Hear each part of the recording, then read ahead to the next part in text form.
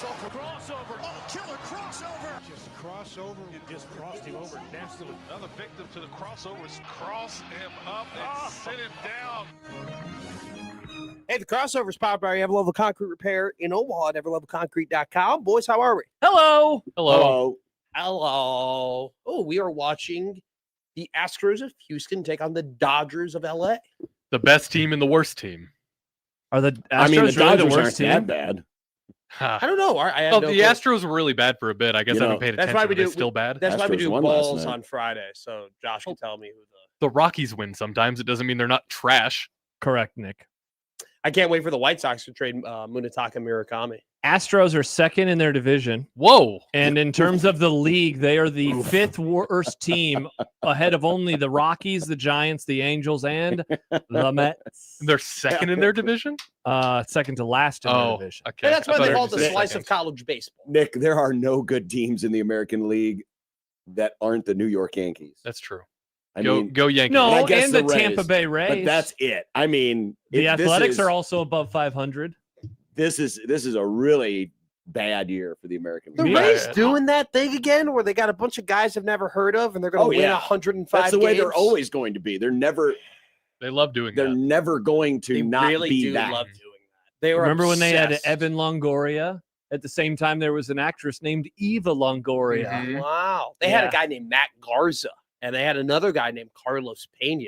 And they both ended up being Cubs in big busts. I mean, they were Yeah. bad Cubs. The Cubs I've been loved saying it for years. overpaying old Tampa Bay Rays players. That was Mm. a thing that they really enjoyed doing. That and not investing in starting pitching. You're right. That was their two big slants, which is why they were terrible. Find a new slant. Their new slant is now paying a bunch of guys to bat 8th and 9th for them. Jordan That's writes, their why new is slant. baseball on when the Champions League is on? We had Bad Takes Doug polluting our timeline yesterday, just giving us score updates. A sport is on right now. Arsenal's down 2-1. Now they're two. Now it's 1-1. I did don't have know. my They're gonna dog of the win. day be soccer, Dog. so you want to turn on Yeah. dog. Why don't you ever talk sports? I never Thank talk you. sports. Yeah. I hate They're always sports. talking horse racing, Formula One, and soccer, I not hate sports. Sports are my least favorite topic of all time. I love politics. Mm. That's my Ooh. favorite thing to talk about. Speaking of not sports, so last night I went and saw a movie. Oh, what'd you watch? I saw Hokum. It's a horror movie. Huh. Yeah. Holcomb? Hokum. Hokum. That's like a drunk Texas H-O-K-U-M. Longhorn fan, right? Hokum, yeah. At the end of the Hokum. Hokum. And so I watched. I went home. I ate dinner. Thank you, Nick. I was thinking the same thing. Went home, ate dinner, went to a movie, came home, went downstairs, was hanging out with my wife, realized the Jays were still playing baseball. Yeah. Yeah. And then watched the last 45 minutes of that. 4 hours and 54 minutes. I asked him when I got to the office. First of all, I said, "Why are you here?" Because he sent Nick and I a DM last night that was like, "Guys, probably not coming home, Yeah. or probably not coming back to Omaha," because he was still at the ballpark at that time. And then the second question was, "Is this the longest baseball game you've ever called?" And I was like, "It's basically a 5-hour game," and he's like, "It's up there." What other games are even in the mix? I mean, I'm guessing they're all College World Series games. They got to be. Because Now, are there's we some counting? really long ones in there? Are they counting like ones that had like delays? You know, because I'm sure you might have Yeah, done a I- game that was 6 hours and had I a don't- 2-hour delay. In fairness, I don't think those should count. I agree. I totally agree. Those shouldn't count. I mean, I- those are long days, Yeah. and they certainly wear on you. But yeah, as far as like One start to single finish, no game. delay, no unusual circumstances other than it was just a long baseball game. Yeah, this might be the longest. I mean, I'm probably forgetting one, but yeah, this one was. I'm trying to remember I mean, when it was trending this way. I mean, even for a regulation game, it would have been long. almost at least 345. What, Gross. 22 hits, 18 pitchers, 5 lead changers? Yeah, but that's the crazy thing is it was 2 games. It was the first 7 innings were, nonstop offense, Yeah. bad pitching. The last 6 innings were no offense, shut down. great pitching.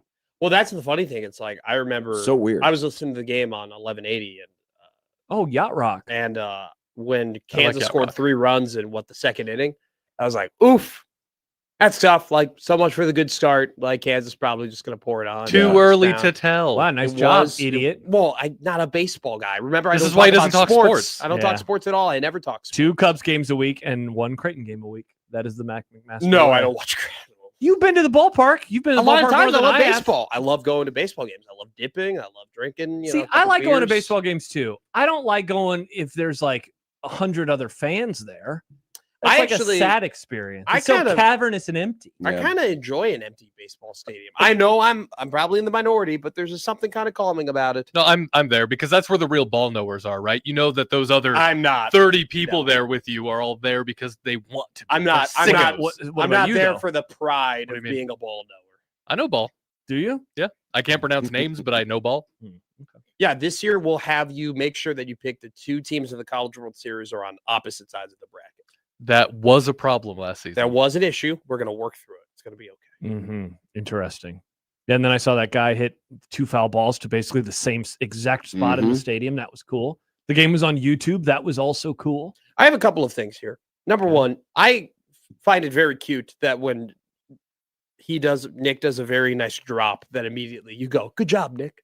I Or, did? That's a good one. You do that sometimes. Oh, good. Well, because he just doesn't play him very often. just- So I want to give him a pat on the head. I'm hoping I Pavlov him into. I hope I Pavlov him into doing it more. Yeah. You know, Well, it's just like Pavlov's grum. Pavlov's I think I think I do drops more than I used to. I would agree. Pavlov's grim, if you will. There it is. Pavlov's Grim. I like Yes. that. Okay. Secondly, why do you guys DM each other about the show on Twitter? That's how we That's communicate. just where our DMs What's are. wrong with that? What would you rather? That's our us do? communication. Text like normal individuals, like normal It's easy. humans. It's easier to do it. It's easier to do it here because I'm already on my computer doing. Yeah, then if we find something silly, we can share it to each other right away. Yeah, it's more easy to share. That's just our different show plan. stories. That's our show planning. Yeah. That's how we Yeah. plan the show. I guess it makes sense when you're talking from the perspective of you want to be able to text via computer. That Yeah. probably makes sense. Yeah, I that- didn't. and that's How did this exactly- even come up? First of all. Yeah. You just brought up that you DM'd him, and I just thought it was funny that you guys DM on Oh Twitter. yeah, as yeah. opposed to That's how texting. That's how we plan the show. That's And by playing the interesting. show, it means, hey Nick, can you get this guy on the show? And then sometimes I send a link. It's like, Hey. did you guys see this? Hey Yes, Nick, we can you did. make enough time to put this on the wall Sometimes. on the drop? Sometimes you do Mhm. that. Do that. Yep. Sometimes that. He happens. do be doing that though. You're running out of space on your wall though. You got to clean some of that up. You No. need to have Well, some there's wall. like- I have no oh, fear. oh, There's my like apologies. there's like a dozen Yeah, I was pages. gonna Yeah. say. I get lost in there. I'm not a wall man. I do need to clean it up. There's some things I want to do. I just don't know Well, how I I want to mean, do it yet. He wants to delete the stuff that we're going to call for tomorrow. Yeah, you cleaned it up a little too good. When what was the drop we were looking for the other day? It was the like White Knight. The White Yeah. Knight. It's Yeah. like, why did this one ever leave? The weird thing is, Have that one saved. not only did I take it off yes, the have that one saved. not only did I take it off the Oh wall, my I God. deleted it from my folder, which I don't remember doing. It's just gone. You ever Quite seen a fascinating. herd of horses just ride over the top of a hill and come? Oh, Mm-hmm. that was yesterday. You guys do have a plethora and really a collection at this point of different animal noises on your drops. You Have have the horses. mooses and Mhm. horses and Well, we're all Tony Romo. We're and- all animals. Oh, Bill Moose. God. Bill Moose. Remember his Did book? he ever? I got a question. Did he I ever do. write about Rhonda Revelle in the Crab Creek Chronicles? Was that Still- ever a I point? forgot that was the name of the book. No, you didn't. I don't know if he did. That would have actually been a That's kind of pretty a rough look, given that now the softball team is like really, really good. They and, are really good. I mean, that might have been an I only bring opportunity it up for just- him to just say, "Hey," and I remember that Rhonda Revelle and Yeah. all the weirdness that happened with around that program I when just- I was there. That actually would have been educational. That actually Yes. would have been like a very informative. I'm trying part to of the remember book. even what happened. There was a group of former athletes who No Gave- results were found. really Yep. group of former athletes that gave that filed a lot of complaints about her and her Oh, coaching because style. she's mean, Yeah, and they were very upset. like Connie Yori, they're mean, and a lot of the athletes were very disappointed in terms of how they were treated. And there was a big, I read it a couple of weeks ago. A big That was in the Washington- Moose era, right? Yeah, it was in Yeah. 2019. It was a Washington Post article, and it just railed, that whole situation. And she was put on paid administrative leave, if I'm not mistaken. And then she eventually was reinstated. Wow. That would have been an actually informative and interesting thing for him to Perhaps, write about, yeah. and not I wanted to hire Dana Altman. I don't and think that his Chat GPT would have helped him out with that situation, though. Pelan.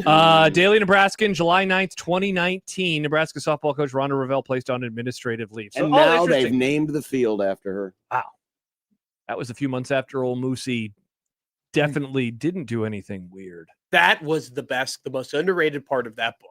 What? Was him being like, Harvey brought me, or, this person brought me in, and I talked to Ronnie, and they detailed that my conduct was detrimental to the program and talked nothing about the conduct that was potentially detrimental. Yeah. Did not mention. He danced around it. Yeah. Did not mention one instance. It was like as Dancing with the to- Stars with so much dancing. He did not mention one thing that was. He goes, the note had a bunch of complaints filed about me, but I am a storyteller, and that's how I am. It was so good. My office. I like my office. I liked my office to be a certain way, and Ronnie's wife would host all of the athletes, Yep. and I didn't like that. God. That was I think that's one of my favorite days that I've had at 1620. You were hanging out. You were scrolling. You were sending screenshots. I bought Popeyes. I cracked open a beer. I was just rolling through the Crab Creek Chronicles. I had Popeyes on Sunday. I was sipping on a brew, and I was like, "Oh my god, what an idiot!" Send it to Josh. Oh my god, what a dumbass! Send it to John. Oh my god, he wanted to rejoin the Big 12, and I got aggregated. That was great. Football scoop. I know there was a awful announcing aggregated me. Incredible. God, What a day. That was a great day. Fun off-season day. If I rank my off-season days, that one definitely is a little higher than some other days. Yes, I agree. What's the other list look like? What's the opposite of that? Well, the day after Nebraska lost to Iowa, and I suddenly was flying home, and I was at the airport 5 hours early. That would be a little That's a lower tough on the list. Yeah. That one was a bummer. I did interviews with all 3 shows that day, though. I talked to you at the airport. I talked to you at the airport. Oh yeah. I talked to the morning show at my Airbnb. I guess one of my favorite days. days was when I did the show live from the Big Ten tournament. That was fun. That was a good time. That was cool. I loved having a studio laugh track. Every time I made a good point, there would be applause in the background. Gin Rummy writes. Yeah, I thought. Rummy. By the way, didn't know it was Gin Rummy. What do you think it was? I thought it was Jim Rummy Jim Rummy. for 24 years. Gin Rummy writes, Super Bowl 200 million worldwide viewers. The next day, a regular season Premier League game between Liverpool and Man City, 700 million worldwide. Suck it, losers who are too stubborn to know real football. I played FIFA growing up. I loved it. I'll say this. Great video game. So if you like soccer, I'm not going to yuck your yum. There's a radio show out there that you can go find that will talk about Man City Liverpool from February. That's out there. It's just not going to be us. No. It's just not going to be us. Good God, no. Well, you're such a lib, John. I figured you would love soccer. That's true. Libs famously love soccer. Libs do love the soccer. I've never understood why you go to a radio show that like obviously doesn't want to talk about that one specific thing and like, could you please talk about it? It's like, you don't want me to talk about it. No. It'd be like if somebody was like, you need to talk more NHL. You want me to talk NHL? That does happen to my show. Like we do have. Yeah, one person says talk more NHL. Well, I do. I do cater. If somebody goes, "Hey, talk about the NHL playoffs for literally 90 seconds," I will bring up what game I watched yesterday. Yeah, you have a tease for a break today where you said coming back we're going to talk about the NHL draft. Was that a tease? NHL draft lottery segment. Fascinating. Okay, here's why I stop it. Don't laugh. This is a creative segment. It's sports. May. It's May. All right, it's tough. Okay. It's tough, and I'm on my own. All right. Okay. Well, I got Josh. Josh is awesome. Odds, not Peterson. Anyway. Wow. So Yeah, screw you, Josh. Bad news for you. I said, what if we did it led into what if we did a 30 for 30 about rigging a draft lottery? Because there is Michael Jordan or the frozen envelope. or I think the Zion one was rigged. I think the Derrick Rose one was rigged. Kyrie Irving one was rigged. People say last year's was rigged. I think that because the Mavericks they traded away Luka and then they got the draft. Zach Lowe was there and Zach Lowe described what happened. Yeah. And I just kind of believe Zach. He's like, oh, there's no funny business. They just I mean, you could rig it before the media is there. But the balls they pop in front of your face. You could rig it. You could figure it out. Now, yesterday's for the NHL might have been because Toronto got the number 1 pick, which if you were to rig the draft, you would probably give the number 1 pick to the Toronto Maple Leafs. Why? Because Toronto is the Dallas Cowboys of the NHL. No. Yes, they are. Montreal Canadiens are the Dallas Cowboys. No. I'm talking about in terms of the lack of success, but the overarching importance. But they haven't won media since like coverage. the 60s. But the media coverage, how big that brand is for how little they've actually accomplished. Red Wings are the Dallas Cowboys. Stop My Red it. Wings. Stop it. Josh, Nah. it's the Maple Leafs. It's the Cowboys. Nah. A lot of people would agree with me. Nah. It's okay. That doesn't make any sense. Should talk more NHL. No. Absolutely not. Do you claim any Lakers titles? Oh, yeah. I was a diehard fan of them in 2000, 2001. Okay, So, that's what I thought. yeah. So you're on a drought. Like, when was the last time you won a championship? Well, the Lakers won a title in 2020. The last time I cared about a championship was 2010 when they beat the Celtics. That was Okay, that's what that's we like thought. my last true happy moment as a fan in And terms of getting a title. You've got yours not too long ago. Mhm, mhm. When was the last time you won a When did McLaren. your orange car win a thing? McLaren. Last year. There you Lando go. Norris. I got one. There you go. It was great. I guess if you're happy, it counts. I am happy. I'm so happy. Yeah. What's I your mean, last title, you could Cubs? argue that is 16. that's his most legit one because he's owned that the longest. I agree. You know what I think about sometimes is Mike Schaefer, because he is somehow optimistic about sports, and yet his last title is like 1997. He told me, he goes, we haven't. The He goes- Huskers. He was like, we were talking about just straight up pro teams. He goes, I've never won one. Literally, he's never won. And he one. said it to me straight faced. And I was like, oh my God. Yeah, he's never won, and yet he's critical of people being critical. That's something we should all strive to be. That optimistic about our sports teams, even when you're a Guardians and Vikings fan. That's incredible. I think And basketball. I think I'm incredibly pessimistic. I think the last time I truly thought that my team could win the title was 2017. The who? The Cubs. Oh, okay. I was like, I thought the You 17. never thought the Cubs- Bears could win a title? Not this year. No. No, but like in the last decade, you've never Ever. thought. like, No. when they had Mitch Trubisky. No. I thought the Dolphins were close in like 22, 23. They were pretty I'll say good. this. I'll say this with a silver bullet.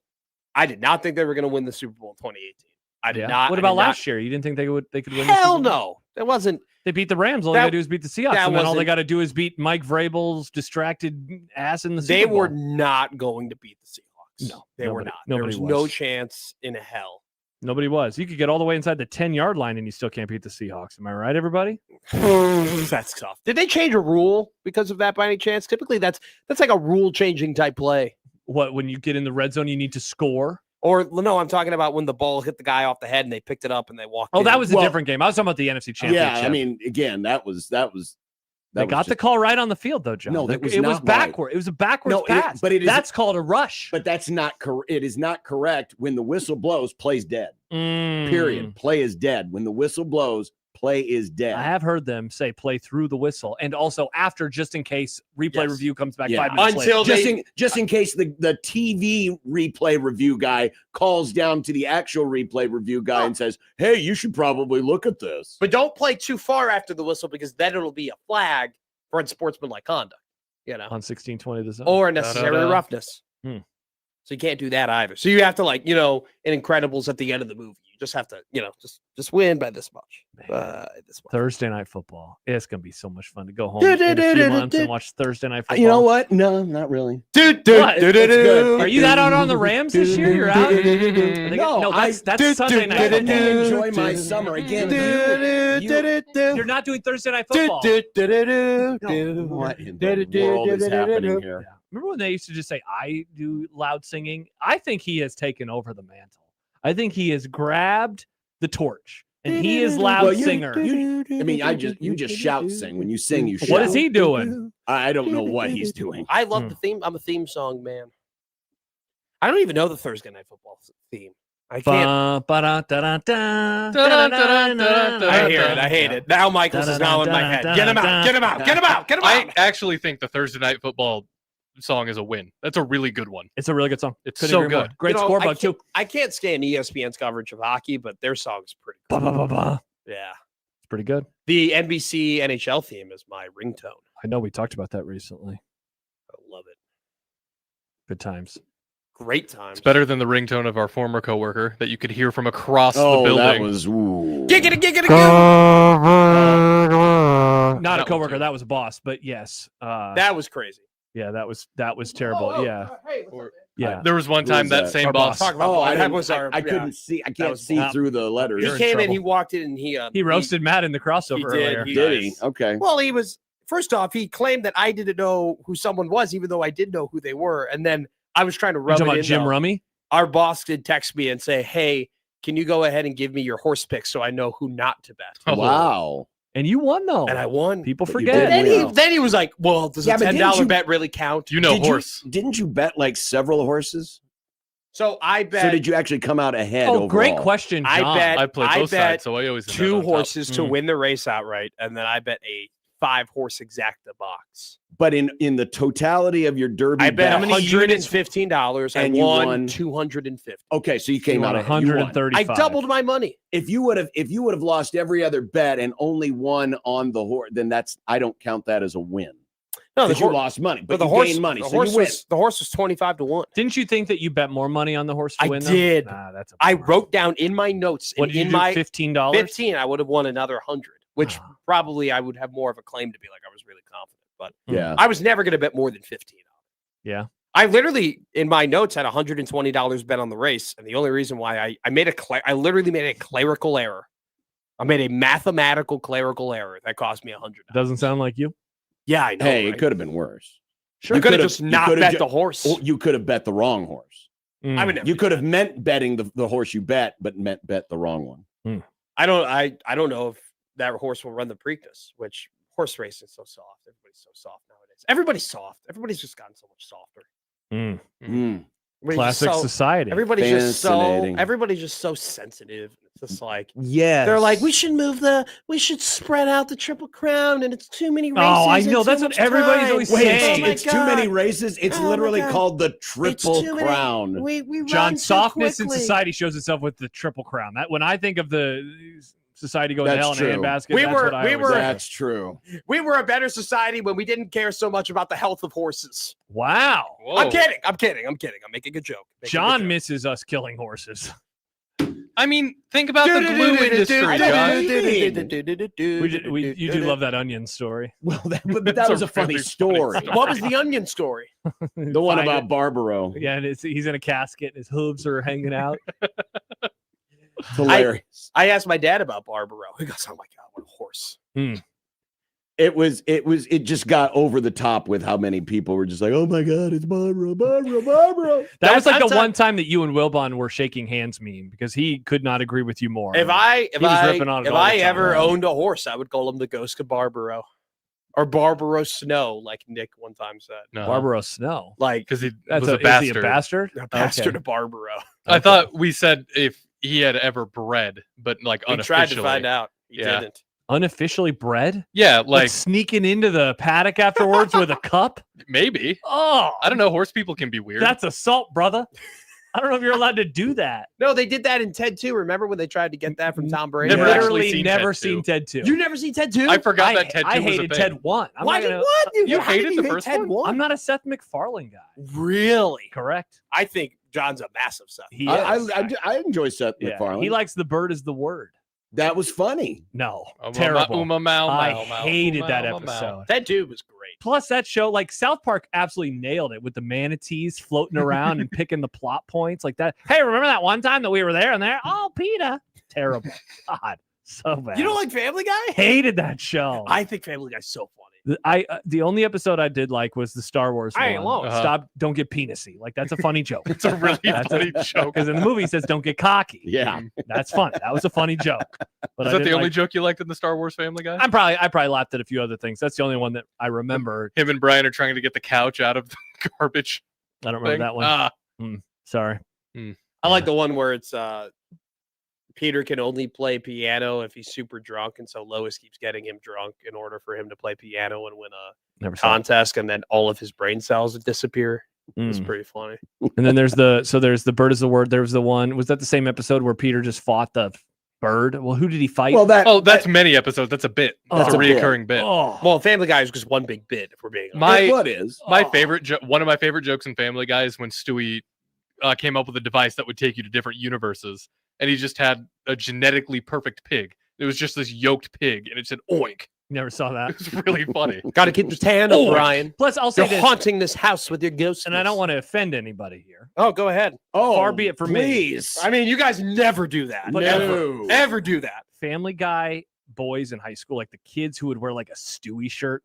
No, not my kind of people. Yeah. Not the people that there was a smell to them, and it's not, I did not want to A participate. smell to them. There was a smell. That What if you what wore- did it smell like? it was like rank hot sauce is what I always thought of it. Hot Like hot sauce if it was left out in the sun. Yeah. Not Or it's my- like and their hair was very greasy and hadn't been washed in quite some time. those were Family Guy fans. Were these the types of folks that might sit, in a circle and roll 18-sided dice. No, and those are talk Nick's about people. 20-sided dice, The John. sword is 18-sided that- dice. I'm Don't be going to ridiculous. attack you with my sword of Zanzibar. Those There's were, no uh, D18. Those were Nick's kind of people. No, I didn't play D&D in high school. I'm going I to didn't get into play it until after I my, graduated. my imp on you, and you're going to disappear. Hey, are you making fun of somebody who's younger than you? How dare you? Oh, How dare you? Nice. I guess so. From the people who brought, whoa, that's racist. A great game. It Incredible was a game. great game. People loved it. What is Bo at home? What is that? That's before our time. That I don't was before know. our time. That's when Okay. unsportsmanlike conduct was funny and better. Yes, But serious. totally. so and, serious. and the people who today are saying, "Man, I really loved it back then," who at the time really hated it then, Mm-hmm. are now reminding us how much they loved something that they hated. It's like when I tweeted out the Scott Frost Matt Rule stat the other day, and all the people that used to be in my mentions, they were like, "Don't you compare Rule to Scott Frost? He sucked. Don't you do that. Where were you 5 years ago?" Christopher Columbus is an Italian hero in this house. Good reference. Thank you. But I don't know what Bo at home was. You know, it's funny. Michael might be listening. People- Michael, what was Bo at home? People it always was a one-time bit that Mm. apparently drew the ire of the athletic department. Wait, the AD got mad? That doesn't sound like them. Nebraska Yeah. ADs never get triggered about dumb things. Yeah, I've never been blocked by anybody inside that athletic department on Twitter. they've people are like, wow, are you so immature? I'm like, I know, I can't believe it. You know, my mentor was one of the people who was the host during the most serious time and unsportsmanlike conduct. Wow, me? No, you God, no, get out of here. Michael Severe. God, no. Yes, Michael. Mm. God, it was serious. God, it was so serious. I mean, you just walk in the studio and you could just feel the tension and the Yeah. It was Kevin and had the the weight. newspaper. You You know, know that just photo when they're killing Osama and like everybody's in the war room and like Hillary has like her eyes are wide and Mhm. It Obama's was like leaning that. forward. That's what I was a producer and an intern on that show. You walk in every day, it was like that. It was I have heard you say All many the time. times that Kevin Kugler was the Hillary Clinton of 1620 Pizarro. another lib. I had so many libs. Kevin, Libs are always in the famously number one another share. lib. We are being outnumbered by the amount of libs here on Mhm. 1620 The Zone. Incredible. I mean, I'm Matt McLib. That's what people call me. They You know, I'm definitely from do. Chicago. Why don't we just Definitely change it to 1620 the lib? I love that idea. And 97.7 the lib. Oh, 1620, perfect. 1620 the blue dot. It's too bad that our call letters aren't KLIB. Ah, Is you there were- a KLIB you were- anywhere? welcome You to were- K-lib. You were one letter away from making that funny. K-lib. Oh, it is. Wow, Henry. it's 11:10 in California. Of Classic. course. Wait, which part of California though? Roseville, which is Sacramento. Oh, Jax. Okay. Yeah. There's parts of California Oh, that are yeah, more yeah. red than you'd think they'd be. Oh yeah. Oh yeah. Wow, this signal is even worse than ours. 5,000 watts by day, 500 by night. Oh, geez. Well, Hey, that would be- K-lib. What are they? I What are mean, they? that's basically reaching all the people that be Hey, interested. you know how it anyway. lives there. You got to turn the power off at night. You got to, help the environment. What's their What is- format? By the Please way, don't use the electricity. what is that? Paul- Asian that- radio. Is that the Paul What? Revere? Nick, this could be your kind of place. That the Weeb Paul, radio. the Paul Revere of radio. What's that? With the lanterns and the. Well, you know, that's what radio station. Ours does that. I know. Oh, okay, I just want to make sure. Yeah. Got to teach sometimes. Mhm. This is a teaching hospital. Yeah, they didn't really over at Nice. the College of Journalism. Not to rat anybody out, but they never really were like, "Hey, this is the difference between AM and FM." You know, What?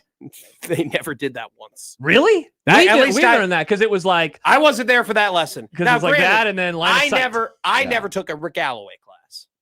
Wow. I Oh. guess that would have been in a Rick. That Alloway would have been class. Rick was the one who Is would have he taught you that. retired? We did Yes. that at Iowa Yes, he Western. did. Shout out to Rick Alloway. He deserves. Congratulations. What a yes. guy. Mm.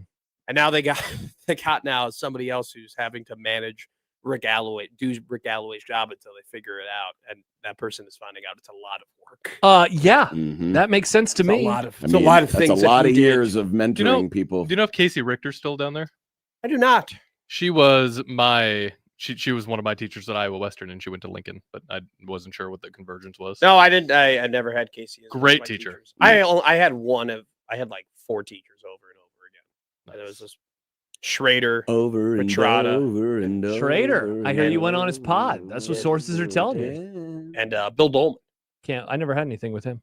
With Dolman, Mm-mm. he just got there. Oh, okay. He just became a teacher 3 years ago. Rick, something like that. Trina, and then the guy who taught the government whatever class. Amon Green taught classes at the College of Journalism while I was there. I don't know Wait, if he's still what? there.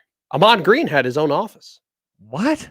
Yeah. The Amon Green? Yeah, that Amon Green at his own The office. guy who at scored College of touchdowns Journalism. for the Nebraska football team? Yes. To do what? In the I 1997 believe he season? did something with esports over at the College of Journalism. If I'm not Mm. mistaken, you can look that up. Esports? What does that have to do with journalism? Good question, John. I don't want to disparage. the Esports have man. journalists too, John. They exist. Mm. Well, yeah, but of all the specialties, I don't understand why esports would have its own journalism specialty. There could be a chance to where they were using esports as a way to Former onboard Nebraska people and into NFL learning star play-by-play. Amon Green joined the University of Nebraska-Lincoln College of Journalism Mass Communications as a lecturer and esports coach in 2023. Wow. And Amon had his own office all the way in the back left corner. I met him once. I tried to get him on the show one time to talk about Batman, and he didn't respond to my text. Very sad. Oh, here it is. January 29th, 2021. Hey, Amon. Josh at 1620 The Zone in Omaha. Weirdest text I've ever sent. You owning a Batmobile came up on the show today, and John Bishop doesn't believe you have one. He's a real jerk. Wow, people said that yesterday, actually. Any chance you could send a picture of it? Found this tweet of you with a bike. Hope you're doing well. Didn't respond. Why'd you send him a tweet of him and his bike? Because it was a Batman bike. It was really funny, and I once again don't want to make fun of anybody. I know a lot of people get upset about that nowadays, but Amon Green, former NFL player, former Nebraska college football player, bigger guy, cool looking dude. He's just a cool looking cat, right? To say he's a nerd. And when I met him, he was super nice. It'd be really funny seeing him with a bunch of guys who just never looked like they ever played organized sports. A bunch of Nick Grimms is what you're saying. I played organized sports. They Okay, they were all just smaller and less athletic looking than Amon Green. Fair. And he was their teacher. And they loved him. He was great. Amon Green. I don't What a know if guy. he's still doing it though, which is pretty cool that No, he's Josh, very send him a interesting. message. Nah, I'll leave him alone this time. Yeah, that debate is past. I don't even remember that. I thought when we were trying to get Amon on, it had something to do with me disparaging Aquaman. That probably happened Well, too. I mean, come on. I mean, why? Is how Amon a couldn't big you? Aquaman guy? He's a big comic guy. Aquaman One more sucks. email, and then we got to go to break. Lance writes, Equitable Bank inbox. I'm pretty sure Bo at Home was about Bo Pelini just doing regular things at home like mowing the lawn or changing a light bulb. They made him seem like a D-bag. I can't remember if it was a Kevin and Michael creation or Schick and Nick. It was Kevin and Michael. Yes. That's funny. So The it wasn't even a serious show. game. It was just a bit. Yeah, it was a bit. How Oh, does okay. changing a light bulb make somebody come off as a D-bag? Well, I think you'd probably start yelling and stuff. Yeah. I mean, it Chance is- in Texas goes, Amon Green, the Overwatch coach? Nice. Overwatch is a video game that people play competitively. Excellent Oh. reference. Cool. I used Yep. to be a diva main. All right. A And what? Mercy. Those are characters in the game.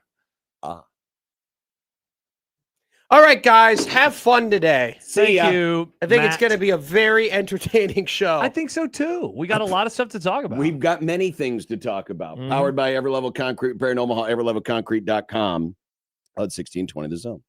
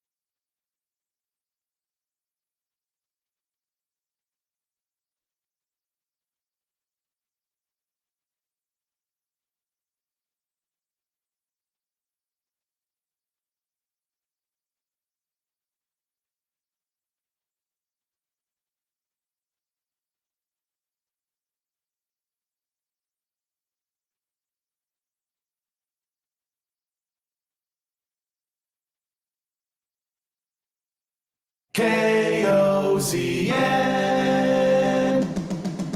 Unsportsmanlike conduct on 1620 The Zone. Husker Athletics, Creighton, and yes, UNO. Don't miss a moment, they'll give you your fix. They're on every day from 2 until 6. Spend your afternoons with John, Josh, and Nick.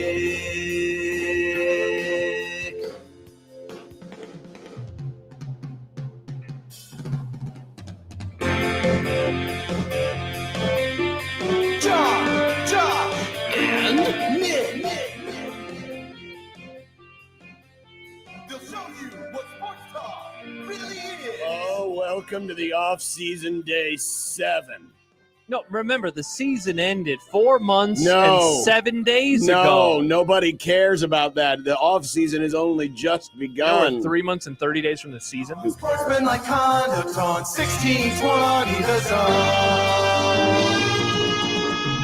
Husker Athletics, Creighton, and yes, UNO. Bad, Josh. You got to understand, Josh, during the season is when the Dork Order is at their most miserable. This is when they're not, when they don't have to worry about how bad their team is doing. Hey, And they can vent at other external factors. This is why our team is failing. leave the Cowboys out of this, John. Leave I'm the not talking about the Cowboys Cowboys. out of it. God, Sorry that I want to be excited. Oh, the It's, Cowboys are my leaving God. themselves out of it. it's fun to be excited. Great point, Okay, Nick. shut up, Dolphins fan. You don't have any room to talk. Exactly. The bar's so low, I'm just going to poop talk and it doesn't matter. I don't like this at all. Well, that's I don't Remember like this at all. seen that 1972? strategy I play out don't. many times. Mm. Welcome to the Grum. My name is Josh Peterson's drunk uncle, alongside Josh Peterson. I'm a hopeless Nick Grimm. incel. Oh, hopeless incel. Yeah. Hey, at least I got one of those right. Yeah. Nice. This is the Grum. This is the place where you come. Nice Well, it rhyme. rhymes. To hear things that are really dumb. Nice. Where are you from? Yeah. Where are you from? Iowa, of course. We're Iowans. We're all Iowans. You got me. If there's anything people say about me, it's, man, that guy loves Iowa. I guess. I like Lord. I like how people try to use that against me as an insult. I'm like, yes, factually, I am from Iowa. My stomach hurt after the basketball game a couple of months ago. But if that says that I like Iowa, then that's how it shows itself. I guess With so. a hurt tum-tum. I guess so. You need some Nebraska. I very much did that night. Oh, that's right. I forgot about the whole Nebraska thing. Yeah. I thought you were saying the Nebraska basketball thing. Well, yeah. I mean, that's been a while 2 now. months, month and a half. Oh, it hasn't been 2 months. It's been a month and a half. It was in March. It was. It's in March. May. That's a good point. 2 months from now, July. 2 That's a months good- after okay, July okay. is Why don't you just enjoy September. things? I Why am- are you Yeah, trying to? exactly. I'm almost done. Look, You I'm almost don't have done to with fast Josh, forward everything. One day you're going to be 70 and pooping yourself in your bed, and Yeah. you're not going to be able to 70? move.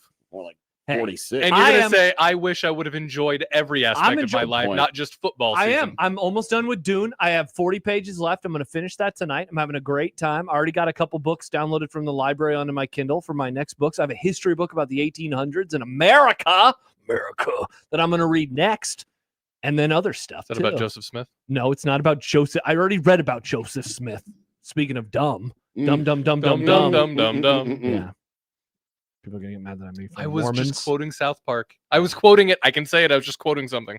As always, there seems to be two religions that everybody is okay with making fun of. My people. No, and religions. that's it. Religions, not your people. I didn't say gingers. I said is Oh, ginger, there you go. Is There's that word. Ginger's a religion. ginger is a no, it's Mormonism and Scientology. I mean, those are the things that everybody kind of agrees. mean, Yeah. it's like how we're allowed to do Scientology's the not real. It's how we're allowed to do the Italian accent. That's also okay. No other accents though. Don't do that. Don't do Zimbabwe, Nick. I'm just saying, don't. You get in trouble. You know what's interesting? The Better be interesting.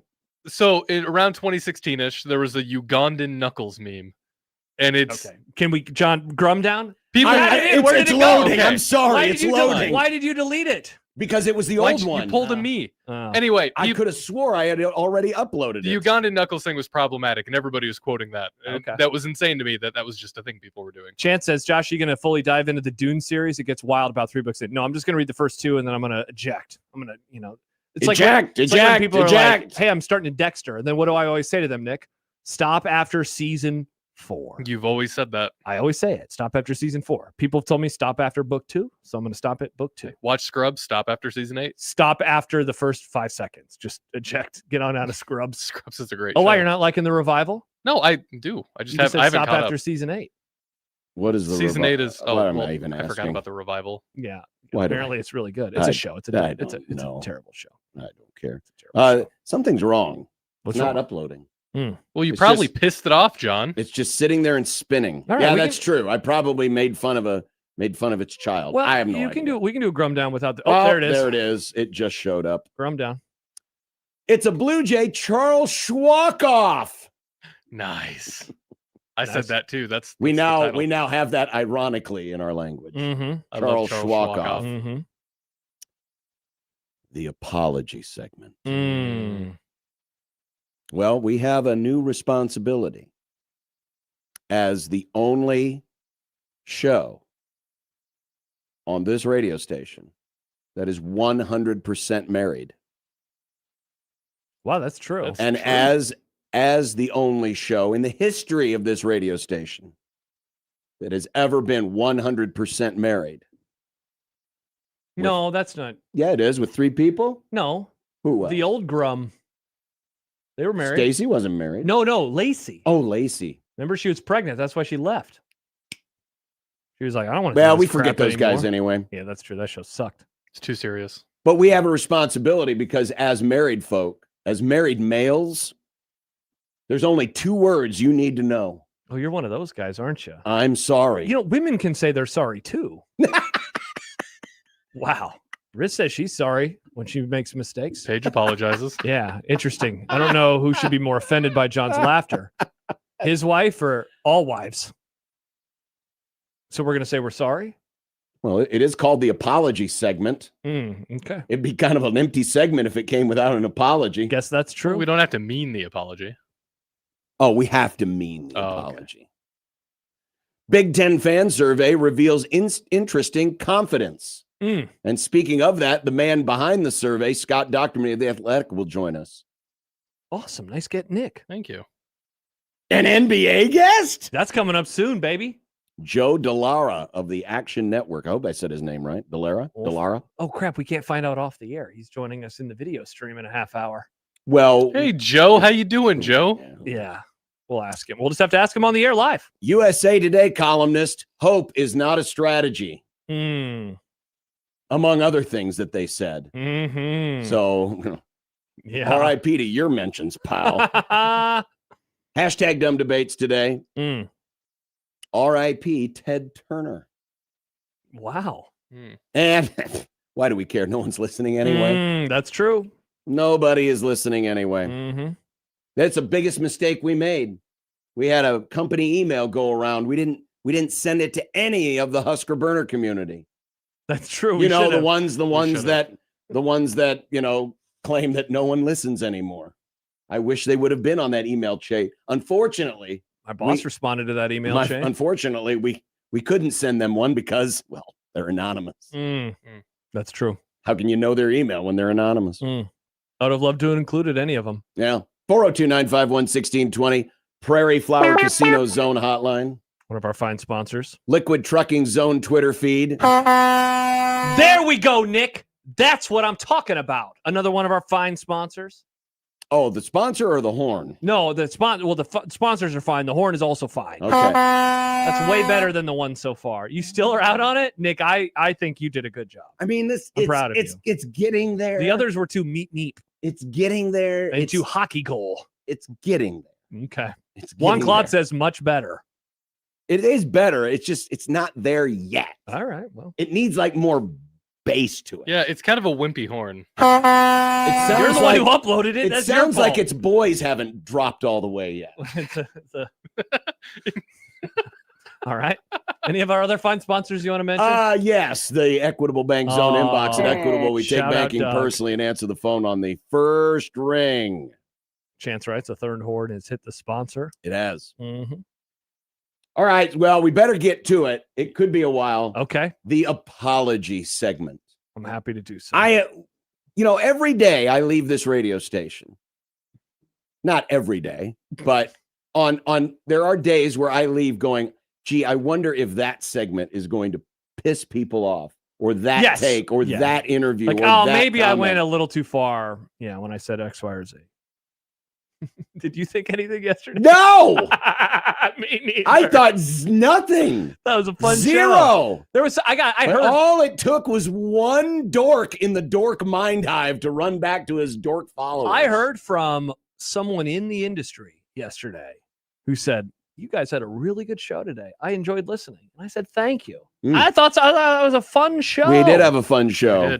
Doug, like all the days you mocked the Teefies. No, those were great days. Those were great days. Yeah. We don't hear from the Teefies anymore. Why are they so quiet? Did they all get pulled? God, I miss the Teefies. Yeah, bring back the Teefy. I really miss the Teefies. Mhm. Everybody's an ent now. I guess. We are ents.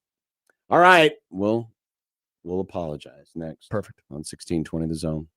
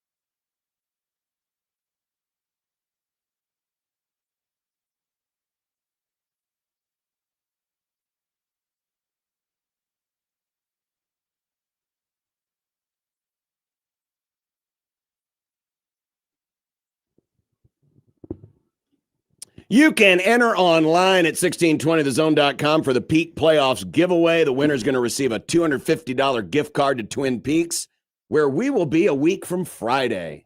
Awesome. The brand new Twin Peaks in Omaha at Village Point. Mm. Lovely, lovely, lovely. Now, welcome to the apology segment. As I said earlier, this is when you leave and your show's done and you're like, okay, well, I wonder if that segment's going to create a ripple. And it doesn't happen every day. I mean, not every day we come on here and, do things that, cause folks to go, oh my God. But yesterday apparently was that day. It was. You can only imagine my confusion as I was looking at Twitter during breaks last night during the baseball game. And Josh sent me the first video. I'm like, what is this? And That's how I felt when I was in the Home Depot parking lot. I didn't really watch it. Didn't watch it till well after the game, until I got home, and then watched it again because I wanted to see what am I missing here? What did you say? What is the disconnect with the folks? So here's how it all started. An individual by the name of Celtic Husker. You're one of those guys, huh? Celtic Husker. I've seen a lot of weird names. I mean, I do a lot of basketball, a lot of baseball, a lot of sports. I see a lot of weird names. Millennials, you name your kids weird things. Kaylee and Jaylee and Whaley.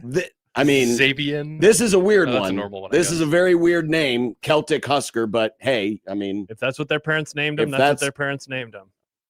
His mama named him Clay. I'm gonna call him Clay. Or is it Celtic Husker? We've had the debate before. He apparently was not watching the show yesterday. Appreciate it. Long enough to record part of it. Had a lot of people that not watch the show. Yes. During the winter period. It's true. Said, hell yeah, let's trash one of the most positive things about Nebraska football because he's positive and wants to try to help the program, and they wonder why 1620 is dying since Sharp left. LOL. #Huskers. Yes, why 16 is 20, the zone is dying. And I was like, okay, what is going on here? What did I say this time? What the hell is going on here? And then I saw this. Oliver's tweeted at us many times. I mean, he's usually one of our semi-regular tweeters. He said, they're not going to listen to me, but I sincerely hope, and then he tagged me and you, decide to apologize for whatever that was on USC 1620. It's one thing to dislike Rule or think he's not the guy. It's another to gang up on a kid and make fun of him because he still actually likes his future head coach. That was beyond the pale. I would like to think that was out of character and they got carried away. And again, I was like, what? Well, thank you for giving us the benefit of the doubt, though. What in the world is going on here? And then I got an email from Ryan. Hello, Ryan. Into the Equitable Bank Zone inbox. And he I'm not going to go through the preamble, but I say that I normally love what you guys do and nothing you guys say ever really bugs me or confuses me. But I must admit that the clip I saw of you guys talking about Trey Taylor struck me as quite odd and at odds with what kind of people I think you guys are. Perhaps the clip I caught was caught out of context as I wasn't able to tune in live. But it just seemed oddly unkind considering we're talking about a kid that just tried tweeting something positive. And that's from Ryan, and Ryan's a regular. Shout out to you, Ryan. Shout out to you. So again, I'm still like, what exactly was it? So I went in this morning and I got my notepad out and I rewatched the segment, and we're going to play that segment against our better judgment because apparently, it could reoffend people all over again. Crap. We're going to play it again. Are we going to make it like in a small screen so then we could just the video could be smaller and smaller as we play us? It's kind of like in Spaceballs. We could watch ourselves watching the segment. That would be funny. What is this? I don't think I can do that. Yeah. When was then? Yeah, exactly. We just missed it. So here is the segment in question. By the way, the tweet, I still have it, by the way. The tweet? I like tweet. The tweet. This was the tweet that Trey Taylor sent out a couple of days ago. And we mentioned, this was a bit that I mentioned in passing. For clarification, why I mentioned this, twofold. Yeah, Number why did one, we mention this? I don't even number one, remember. Matt Rule retweeted it, which I found interesting. You You're allowed to retweet your recruits these days. Apparently, yes, you are. Remember that used to not be You allowed. used to not be able to acknowledge that they existed. That's true. You had to talk about Hey, them you- extremely vaguely. Now, Yeah, Mickey Joseph got in trouble that one time. We He have did. a for a recruiting thing. we have a But guy also- who might touch the football, Mhm. and that's all the coach could say. Now you can quote to him, you can do all this kind of stuff. Mhm. The second reason is I know my partner, and I know that there are 4 things in Josh Peterson's life that he loves in no particular order: Ooh. his wife, Yes. running, Yes. the Dallas Cowboys, Sadly. and adults who tweet at recruits. It's my Mount Rushmore. There are 4 things. The reason why Josh did snip snip was because he considers adults who tweet recruits as his own children. He loves them so They're much. all my child. So I knew I would probably get a response. And you got one. Mm-hmm. So here is the segment in question. I took notes and we'll address it point by point Okay. as we continue Incredible. in the apology segment. Oh, by the way, again, thanks to Celtic Husker. Thank you. Again, Thanks thank for you. watching. very strange name. Thanks for It's a watching. Weird name. I've never heard that name before. Send my regards to your parents for giving you such a unique Mr. and name. Mrs. Husker. Mr. and Mrs. Husker. Those and their Walmart son- jerseys are sweet in that family because it says Huskers on the back and it fits their last name. Their son Celtic and their daughter Magic. Line himself. Mr. Cool. Online himself, Mr. Peer Recruiter, tweeted out yesterday after he's- the announcement, where actually 2 days ago, after he learned of Hudson's commitment to LSU. You tagged a lot of people. You win some, you lose some. We gave it our best shot to the at Husker football fans. Hmm. Don't change the interaction you give recruits. Because of your Oh. efforts, we will get others who want to be here. And we don't get and he's tagged all of the various commits. That, D1 Snuggie underscore, like that guy. yeah, that guy. We don't get those guys without you. I keep saying it takes a special kind of person to be a Husker. Hashtag GBR. That, by the way, I saw that because it was retweeted by Matt Rule. Now, Ooh. I don't know about you guys, but when I was in high school, I wasn't tweeting like that. Those Yeah. weren't my tweets. Well, Yeah, you you were also- taking pictures of yourself in the mirror looking angsty. And posting song Great. lyrics. Great Exactly. point, More Josh. angsty. Great point, Josh. You were just being emo online all the time. That's That what is- the only place that's what I knew. What is the weirder online behavior? Being That. emo on social media or peer recruiting and No. encouraging fans to help bring Some players? people just don't know what I'm going through right Being now. emo online was extremely normal for us growing up. That was a normal thing for you're my broken-ass generation. Happened in my Thank generation you. too. You know what? It was annoying as hell back then as well. Yeah, but it was still a thing that people did. Oh, it's This horrible. feels off. This just feels No, off. this is what happens when people tell you you're awesome at 12. Ugh. It breaks your brain and you tweet like this all the time. Oh, is this what you think? I mean, Tweet a song lyric sometimes, Trey. I take. Trey listens to podcasts.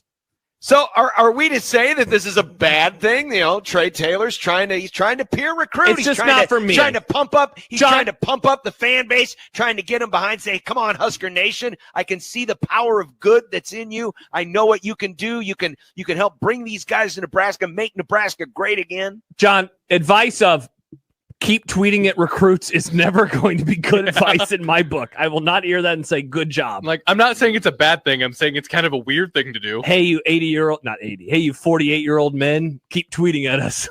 I'm Hey, a you teenager guys. and I want to be the face of the state for some reason. Hey, you guys using play calls as your anonymous name on Twitter because you're afraid to use your own real name. Keep tweeting at these recruits and telling them how great it is to be here. All right, so there's one example for that for sure, John, and I know which one you're talking about. Are there other play calls on the Bernard Well, community there's for always Nebraska? Beck too lucky for the TD. We'll always have Beck too lucky for the The TD. classic. Indeed. Mhm. Indeed, a class. All right, so that's the basic, Mm-hmm. the end of the segment. So like I said, I listened to Point it. by point. I took notes. first identifying Trey Taylor as Mr. Peer Recruiter. I mean, that's what he is. If It's not a diss. If that is a diss, and by the way, it is not meant as a diss. Let me be clear, and I have to really speak slowly for some of the members of the Dork Mind Hive. I have apologizing. zero problem. And that zero is not an arbitrary number, by the way. It's a value that means nothing. Zero. It's like zero. Empty set. It's not not. like you're Zip. saying It's not. 50. It's not like I'm saying 50. I have zero problem with peer recruiting. Zero. It's a positive. It's a positive. I also have zero problem with peer recruiting on Twitter. That's where these kids live. Sure. Twitter or Instagram, whatever. TikTok. I'm whatever. 37. I don't know what they do. Care. Don't care at all. Yeah. So if that was insulting to say Mr. Online, Mr. Peer Recruiting, I mean, that's what he has done. And we've acknowledged this in the past. Mm-hmm. And I'm trying to remember the exact scenario, but I remember him responding to SIP out of the blue about something that SIP had written. Trey Taylor is very online. Very. Like his head coach, very online. Definitely. Very plugged in. Not a value judgment. No problem with it. If that's what he wants, that's what I'm he has. very online. I'm so Yeah. online. I've never not been online. So if that's the reason for the critique, all right, well, we're going to agree to disagree. Okay. And then Josh made the snarky remark about at D1 Snuggie. Okay, come on. It's a funny That's handle. an incredible Twitter I used to handle. make fun of Carter Nelson's handle because it was Carter Numbers. When was the last time you've heard of a Snuggie? People make fun of mine because Josh Tweeterson. How do you know his name's not D? I mean, it could be D1 Snuggie. I'm not sure who on the recruiting list is D1 Snuggie, but whatever. I didn't think kids knew what Snuggies were these days. Then we got into angsty emo Nick. Yes. See, this is where things went sideways. We were making fun of Nick. Yes. This is where Obviously. Because I'll be honest, as we started into this segment, I expected more from Josh just saying, please stop tweeting recruits. Please stop tweeting recruits. Instead, it went off in another direction of making fun of Nick. Of Nick being all angsty and emo on. And listen, if someone's going to open that door for me, I'm going to walk in. We're going to drive through it and we're going to honk a horn when we do so. I am going to honk a liquid trucking horn. D1 Snuggie is Celtic Huskers' cousin. Well, maybe that explains why they were so upset. I also called Nick's generation a broke-ass generation. Maybe that. He's true. Pissed some stuff But Nick's not a part because wouldn't Trey Taylor technically be Gen Z B? He would be Gen Z B. This was the quote I thought was the reason that people were pissed. Is this me? My quote? When you said, this is what it's like when people tell you you're awesome at 12, it breaks your brain. I thought that people were going to be way more mad at me, but they're mad at you. The shirt's about you. It doesn't say F Josh Peterson. It says F John Bishop. Yeah, cool. Whatever. Which I want one of those shirts for the Cowboys-Rams game week. Did it say F John Bishop or just FJB and you were confusing it? No. Well, my last name is P. So yeah, good point. But no, it said JB. It said his full name. So that is probably the only that I heard in the 3-minute long. That's the only thing I heard where I was like, all right, well, maybe folks are like really mad about that. Mm-hmm. But I haven't really seen that even mentioned. Then, as Josh pointed out, and this has been the policy of this Grum forever, and it always will be. The advice of tweeting at recruits is never good advice. And I mean, it's just to me, it's a blanket policy. Just don't tweet at the players, at the kid. Just don't. And there are people that have good intentions and would never take it in a negative direction. And I understand that. Just like there are a handful of good people on the message boards who don't get into all the nonsense. But I just think it to me, it's like a slippery slope argument. I don't want to start down that path. I don't want to go there. So I just don't do it. Yeah, and you're being really like down the middle here. I just say I think you're a huge dork if you do it. So like tweeting at somebody isn't going to make them decide if they're going to come here or not. What's his name who just committed to LSU, like used Nebraska's engagement to like build up a following, and then he chose a different school. Like I think it's weirdo behavior. I don't participate. Obviously, my shots at anonymous Twitter, I'll never give that up. Mm-hmm. Yeah, and they don't like it. And then, I guess we didn't play this because I cut it off before the end. But you did read a tweet from Doug in Idaho saying It's going to be awkward when Trey tweets after a 5-7 season. He made that quip. So thanks a lot, Doug in Idaho. Sid Detroit says, don't tweet at recruits, but having an entire segment about a tweet about recruits is okay. For the record, that was a throwaway couple minutes because we ran out of time to do an actual topic. And we're like, crap, we got to do this to fill some time before we get to our next segment. It was literally a throwaway, just, hey, here's an observation. Here's what this, again, I have zero problem with Trey Taylor tweeting at recruits and peer recruiting and all of that. We made fun of Nick. That's fine. Yes. Ben says, I thought that was a segment about making fun of Nick and his emo tweets. Can you apologize to Nick, please? Well, they won't. It's fine. So again, I spent probably way more time than I should have this morning engaging with some of these folks, some of them who decided to go down very dark paths with the choice of their language. What, calling you a lib? I got called the R word. That was fun. Yeah, there was some very questionable tactics, which make me wonder about the stability of these people. There was one person, because I kept saying, "Where's the specifics? What am I missing here? What specifically was said that was an attack on Trey Taylor?" And someone did point out, and here's one I will own. Here's one I will own. Okay. So when we did take it down the direction of Nick and emo Nick on Twitter, and I said, well, which behavior is worse, peer recruiting on Twitter or emo Nick?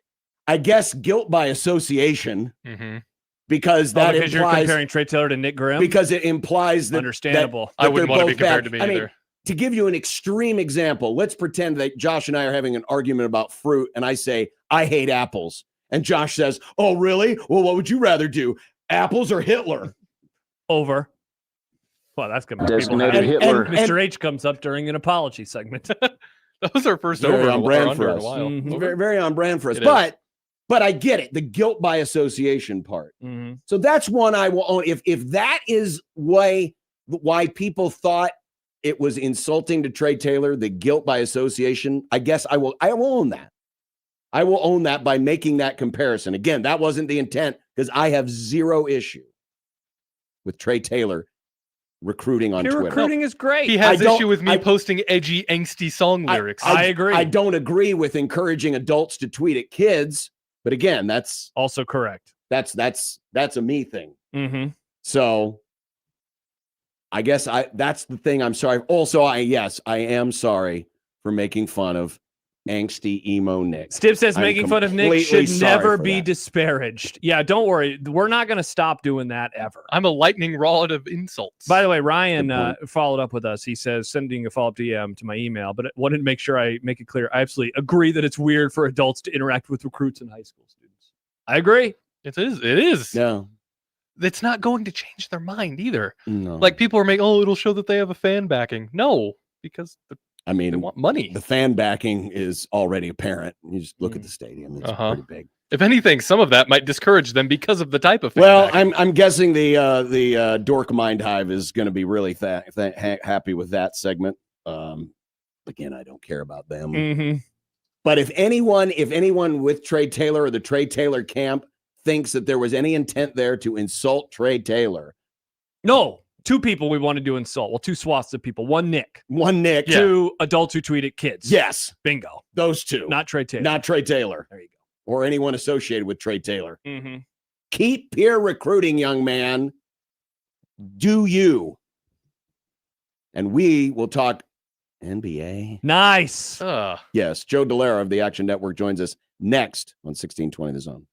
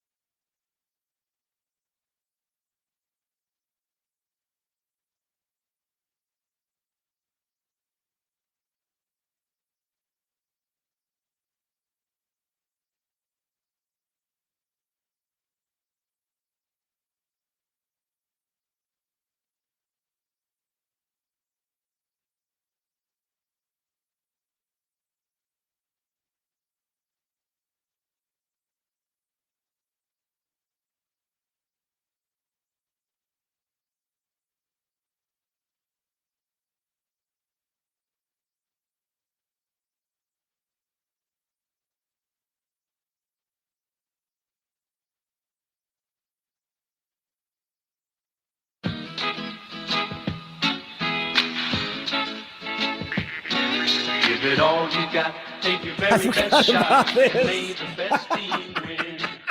The old NBA music. Oh, from I was like, CBS. what is To this? introduce our NBA segment. Joe Delera, who is with the Action Network. Joe, this music is much older than you. This might be like from your great grandparents' time. They had music, so I mean, it could have been. Yeah, that's true. They did have music. Joe, how you doing today? Appreciate the time. I'm pretty good. So I just am enjoying we have some rainy weather here in New Jersey right now, so I'm just staying inside. I'm on paternity leave actually. I have a new congratulations. Congratulations, Joe. Everybody's napping. I was like, I can go talk some NBA. Oh, let's go. So last night, SGA, when I say worst games, I mean, you got to put it into perspective, but certainly it wasn't a 20-point game, had 7 turnovers, yet the Thunder roll. And they beat the Lakers in game 1 rather easily. How concerned should the Lakers be after last night, even with SGA not performing at his usual level? I feel like that's why they should be concerned. That was the game I felt like they had to win. That was going to be the most rested they were going to be in that series. Obviously, Oklahoma City had an even longer rest, but when your best player on your team right now is LeBron James, who's 41 years old, and you have as much rest as they did getting to come into that game, I think they did a really good job of limiting SGA. And, they couldn't get it done. The shot quality will say that the Lakers were good. And, if the shots went in, they could have won that game. But at the end of the day, it's a make or miss league. And Oklahoma City is just extremely deep. And even when Shea doesn't have it going, they're without J-Dub and they're still just cooking. So I think the Lakers are probably looking at best at, maybe a gentleman's sweep here, but it really felt like that was the game they had to steal in order to have a chance in this series. Yeah, Joe, along those lines, obviously one of the big things we've been wondering about for weeks now has been Luka Doncic and, if he would or when he would return. And we find out within the last day or so that it wouldn't be until the end of the conference finals, if even then. Like, had you been holding out any hope that he could be back this series? And would that have even changed your mindset, just given the depth and prowess that the Thunder have? I didn't really expect him to be back. Also, in part, I was expecting like a shorter series anyway. So, if the Lakers were able to really push it further, then I was going to be surprised nonetheless. So for them to be really saying what they're saying, I'm not like overly surprised, right? This is a really tough draw. I mean, Oklahoma City is incredible. They're putting together another masterful season. So I'm not super surprised about Luka Doncic not being able to play. It just is really tough. I mean, how do you make up for the guy that was leading the NBA in points per game when you put up 90 points on offense? Like, you need that. And they obviously were missing him against Oklahoma City. Joe Delera, Action Network, joining us on the Prairie Flower Casino Zone Hotline. Did Detroit learn a lesson from the first round series and apply that to game 1 against the Cavs last night? I guess so. I think that when you looked at this series, right, I think Detroit was going to be happy to play a team that, also had some weaknesses to their game. Cleveland, like Donovan Mitchell has not looked fantastic. I think he looked a little bit better last game, but he was pretty poor in the back half of that Raptors series. Detroit, I mean, at the end of the day, it's just Cade Cunningham has been fantastic for them. And he's been able to kind of overcompensate for some of the lacking of, Jalen Duren has not looked great on the offensive side of the ball. I think Asar Thompson has really taken a step up, and it's about time that he's played minutes in, like the 30s or so, which he hadn't been really during the course of the entire season. So I think that Detroit came out hot. They set themselves up in a good spot. But again, I think they also kind of were a little bit fortunate that, Jared Allen got into early foul trouble. That was something that, you can't necessarily game script for, but they certainly took advantage of that. So I think that Detroit is in a good position. But again, this is a series that I expect to go long. I think that Detroit and Cleveland are pretty evenly matched, and they kind of match up against each other in terms of what they bring to the table. Both have strong lead guards, both have strong people on the interior. I think Asar Thompson has a chance to be, again, like a major X factor in this series, just with what he can do as a disruptor on the defensive side of the ball. Joe, going back to the West and looking at the series on the other side, I mean, Minnesota continues to really impress me. And, of course, back in game 1, didn't know how much he was going to play. I thought that he looked really good. I thought he was bouncing around out there. Maybe at one time where he kind of got up a little slow, but otherwise he looked really good. How shocking is this? And I wonder how you are kind of evaluating what you think they can do in this series, given that priced, beforehand, the Spurs were a massive favorite. And of course, on the other side, it's still going to be the Thunder. Like, how should we be viewing the Timberwolves right now? I think Minnesota is really good. They are really well coached, which I think matters a lot. And everybody likes to talk about, for example, like the Rudy Gobert minutes, and they're like, oh, well, like Rudy doesn't look good, or they're going to exploit this, they're going to do this. They're always winning the Rudy Gobert minutes. They're always great. He's a defensive anchor for that team. And I think that Minnesota is a team that's just dangerous, especially when you have somebody who just has no fear, whether it's Anthony Edwards, Jaden McDaniels, Julius Randle, even. That whole team is just a bunch of dogs that will take you to the ground and just pound with you, right? So looking at this series going in, my best bet was Wolves plus 3.5 games. I got it at minus 185. I thought that was an insane price, that they were basically being priced that they were maybe going to win one game. To me, that was insane. So here, it wouldn't shock me to see a little bit of a longer series. I think there are definitely pivots that both of these teams can make. Today is definitely a Spurs spot, though. I definitely wouldn't really be looking to back Minnesota tonight. But I do think that, you get out of there, you stole game one, Ant looks good, you get his minutes up, you have Dosunmu back today. This is a spot where, you try not to get ahead of yourself. If you can win game 2, amazing. You're going back home for game 3. You get a chance to close it out at home. But I think even leaving there tied 1-1 is an absolute win for Minnesota. And this series could drag on, which, again, can make a difference in the next round. If I think Oklahoma City is going to win fast, then, again, they get another huge rest before a conference finals. Joe Dallaire, Action Network, joining us here on Unsportsmanlike Conduct. Philly's going to try to get out of New York with a split, but Joel Embiid is going to miss this game due to a hip injury, among a litany of other injuries. Yeah. Is there any hope tonight for the Sixers in the Garden? I'm a Knicks fan, so I hope not. But but I will say the one thing that I think was really exploitable, Fred Katz wrote a really good article about it, and it was something you could even watch, right? The Knicks were just going after Joel Embiid. They wanted him in every single action, and they put him in 27 pick and rolls in game 1. They were scoring 1.63 points per possession. That's the same efficiency as Jalen Brunson going to the line for 2 free throws. That's insane to get any type of action, any type of scoring that's comparable to Brunson free throws, right? So I think if you remove Joel Embiid from that equation, you're not a better team, but it does change one thing that New York was trying to exploit. So I think that that's one of the issues there. On the flip side, though, they were already barely running a 7-man rotation. Now you don't have Joel Embiid. I think Bona probably should get some minutes for Philly. I think that he has been good when he can stay out of foul trouble. But again, when he just played in the last game, he was fouling nonstop. So this is a big spot for Tyrese Maxey. I think that he is going to have to really put the team on his shoulders here to put up a good performance. But there's an opportunity, obviously, when you have a guy like Tyrese Maxey. You have Paul George, who has looked great after getting his, mid-season siesta.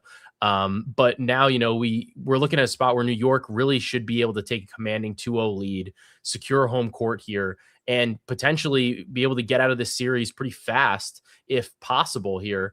You really don't want to drop game 2, given the fact that Joel Embiid is going to be out.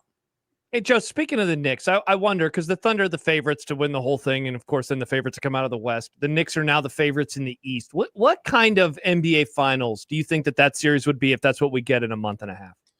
A lot of it's going to depend on whether or not Jalen Williams is healthy for Oklahoma City. I think that definitely matters, because he just is another piece that they have. Without him, I think it changes some of the matchups, obviously, defensively. New York has not played particularly well against Oklahoma City over the past couple of seasons. So Oklahoma City is going to be a favorite. They're probably going to be a pretty big favorite, honestly. But I don't think that means that New York doesn't have a chance here. I think that what we've seen over the course of this season is Mike Brown kind of experimenting with different things, and then all of a sudden just unleashing things in the postseason.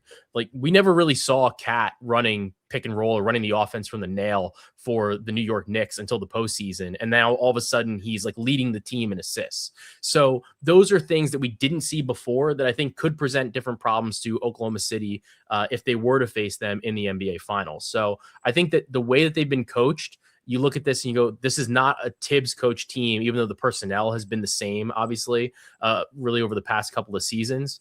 I do think that there's maybe some things that New York can do in that type of matchup where you are deep, you do have a lot of defensive strength, in terms of like OG Anunoby, Mikal Bridges, if he's going to be present, Josh Hart, obviously, and you can try to make the best of it that you can. So the Knicks would obviously have a size advantage on the interior. Chet Holmgren's not the most like imposing interior presence, good at blocking and everything, but they're familiar with Isaiah Hartenstein. He was the guy that we didn't want to lose for New York, but he's done well for himself in Oklahoma City. I think that the New York Knicks could contend in a finals with the Thunder, but the Thunder would definitely be heavily favored. Yeah. Joe, do you have any player props you like tonight? And I may or may not have my Underdog Fantasy app open as you say this. So I do like a couple things tonight. I like Mikal Bridges over 13.5 points plus assists. He got 27 minutes last time out in like what was a blowout. So I think that he's going to get plenty of opportunity here again, especially with the fact that he was playing on Tyrese Maxey. I would expect to see that matchup again. I like Josh Hart over 13.5 rebounds plus assists. He cleared this number in the blowout last game, played sub 30 minutes. He's just destroyed Philadelphia in this regard. And I think that without Embiid, you probably see an uptick in the pace. I think you see a little bit more transition which fits pretty well into Josh Hart's game. So I like that look there. I like a lot of Knicks centric props here, but I think that Karl Anthony Towns should be able to kind of control on the interior. You've got Tony Brothers refereeing this game. He's not somebody that's afraid to call some foul calls on the interior. So I like Cat on his points plus rebounds prop. And then looking at the Minnesota game, I like Ayo Dosunmu at over 10.5 points. He's hit this prop in basically like 80+% of games since joining the Minnesota Timberwolves. I think that we're getting a little bit of a suppressed line here because he's obviously coming off of the injury he missed the past couple of games. Nobody's really sure what the minutes are. To me, though, I look at this and I say, well, you already won game one. I don't think that you're rushing to bring him back for game two if he's not actually healthy, actually ready to go. We're not looking for him to assume the Anthony Edwards role that he had to fill in when Ant was out either. We're looking for him to fill in more of that Dante DiVincenzo role. And I think that there's plenty of opportunity for him there. So I like Ayo at over 10.5 points in that game against the Spurs. Good stuff. Absolutely. Hey, Joe, we really appreciate it. Thanks. We'd love to have you on again as the playoffs continue. All right. Thanks, guys. Nice to chat NBA with you. Thank you, Joe. Joe Dallaire, Action Network, joining us here on 1620 The Zone. Excellent. Right. Yeah, that was good stuff. Mm-hmm. Coming up, Scott Docterman is going to join us near the end of the hour, but I wanted to get into some of the poll results, specifically the team-related stuff around the Big Ten, and to see the difference in the optimism of the fan bases. And we'll explain all of that when we come back right after this on 1620 The Zone.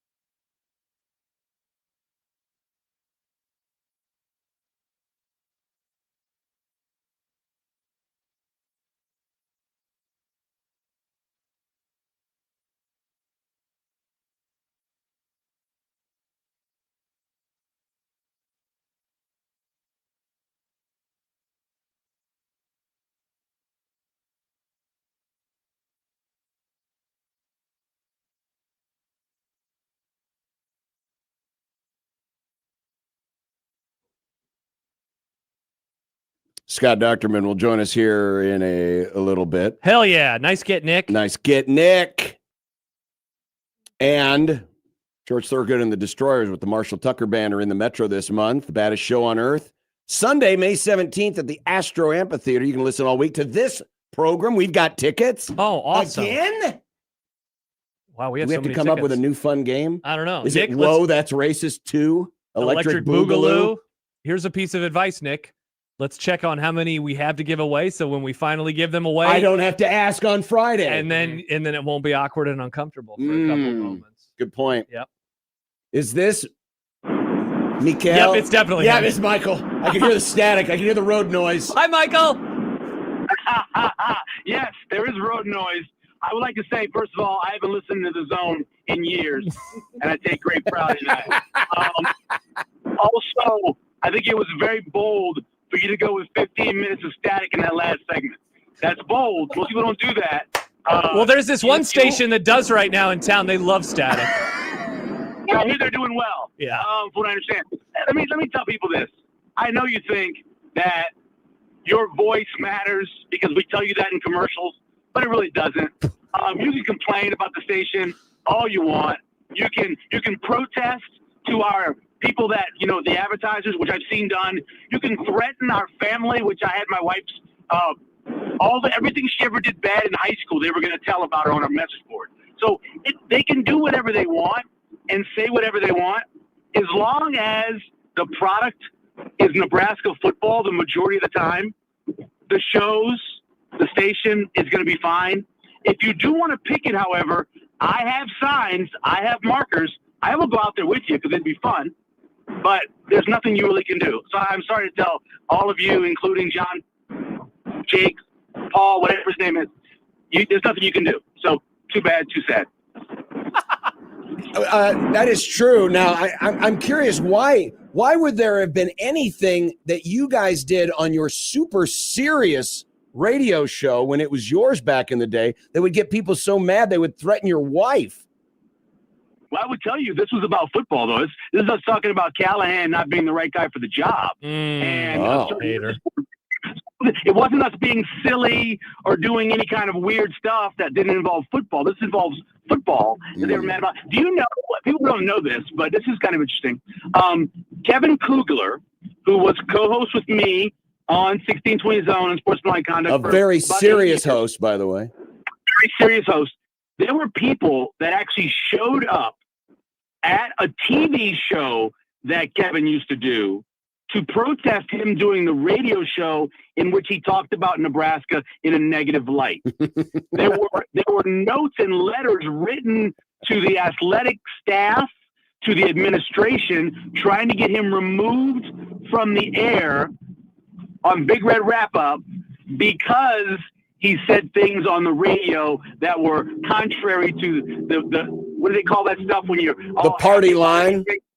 Yeah, the sunshine and rosy and all that stuff. We didn't do that. So, yeah, people were upset about that. And I'm sure they can be upset if they want, Like I told people on the message board, you're old, John. I know the feeling. Occasionally you have a day where you're just mad about something, and it really has nothing to do with what you're talking about on the radio.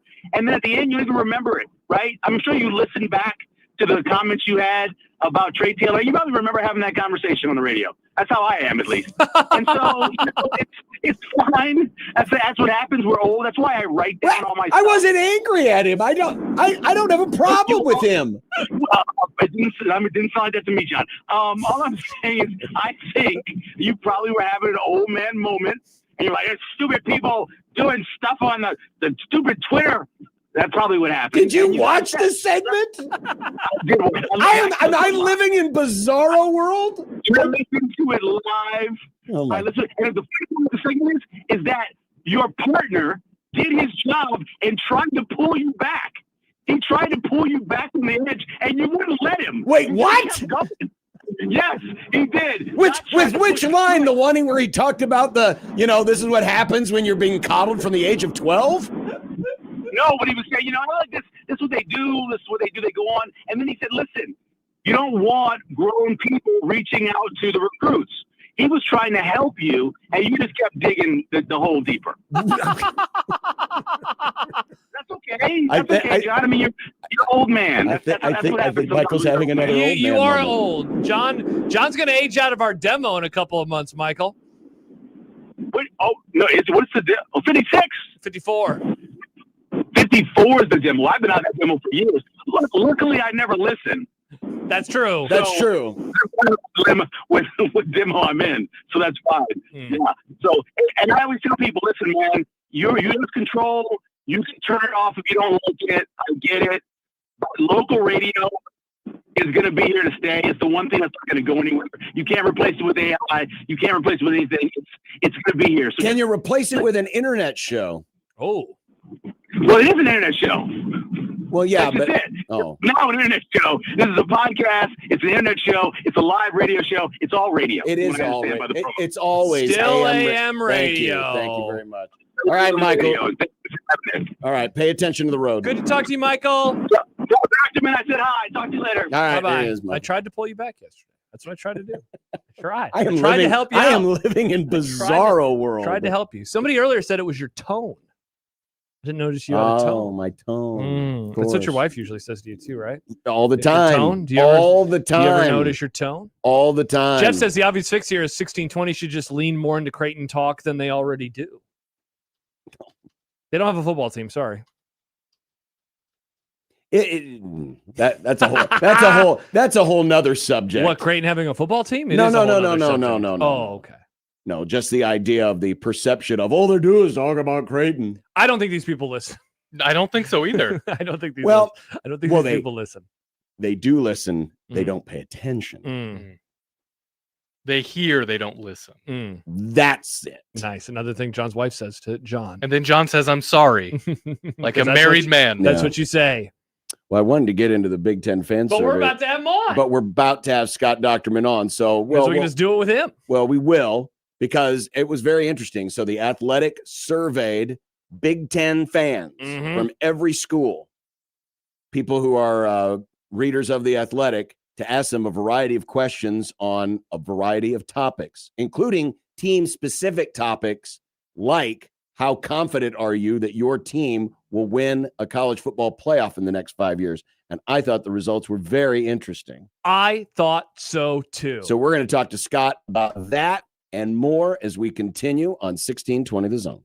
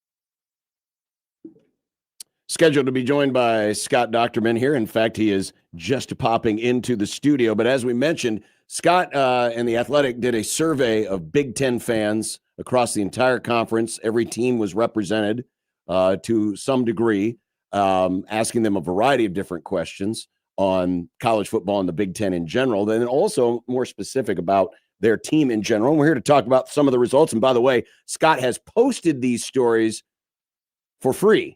So even if you're not an Athletic subscriber, you can go and read these, and maybe a little teaser on the great work that they do over at The Athletic. And Scott now joins us in the Prairie Flower Casino Zone hotline. Hello, Scott. Hello, guys. How's it going today? Excellent. Very good. As I said, this was a very fascinating survey, and I wanted to start kind of more on the big picture side of things. One of the things that we've been kind of banging the drum for around here has been just the idea of the Big Ten and the SEC seemingly pulling further and further and further away, and what the end game is, where they think they are going. And there was a quote from one of the people who took your survey, because you also, in addition to votes, took quotes and comments. And one of the quotes was, "The Big Ten will drive college football off a cliff if it means more money." Do you think that is a fair criticism of the behavior of this league and the perception of what their goals are? I think it's fair to suggest this. I don't know that it's completely accurate, but I think that right now the North Star for the Big Ten and for college sports seems to be financial, and it seems to be making more money each and every step of the way. And you know, there's a certain anxiety and paranoia right now that has just engulfed college sports, really, since it's always been there, but since the advent of NIL and the transfer portal, every single day you're seeing it just this fear factor that somebody else is, we're going to have $20 million payrolls in basketball, we're going to have $50 million in football, and you've got coaches going to the Kentucky Derby to try to gin up, NIL funding, and you've got everybody is so petrified that they're falling behind financially that it's just engulfed this sport. So I think that for there to be criticism of the financial is fair game. And with the Big Ten in particular, because it has gone the furthest and it has explained it the least, that I think that that's why there's criticism. And I think for the most part, it's fair. If Tony Petitti chose to come out and discuss it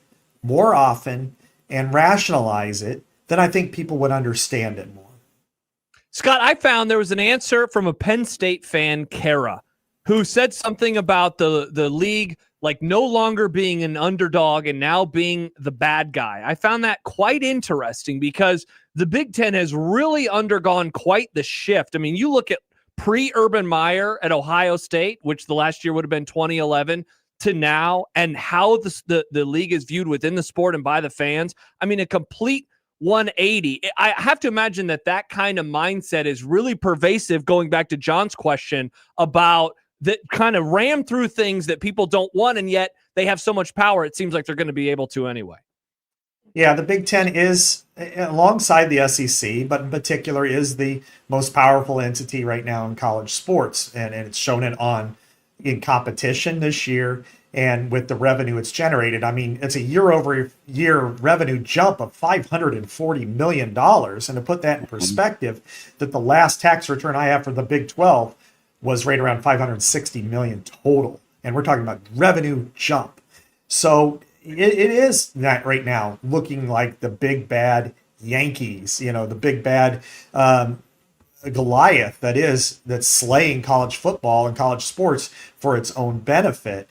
Now, is that fair? Not really. I mean, but I think when we go back 15 years ago, and I think before you started to see the last major transformation of expansion, which would include Nebraska and Colorado leaving the Big 12, and then Texas A&M and Missouri leaving. Before that, it seemed like they were all like 5 families, or 6 families, all at the same table.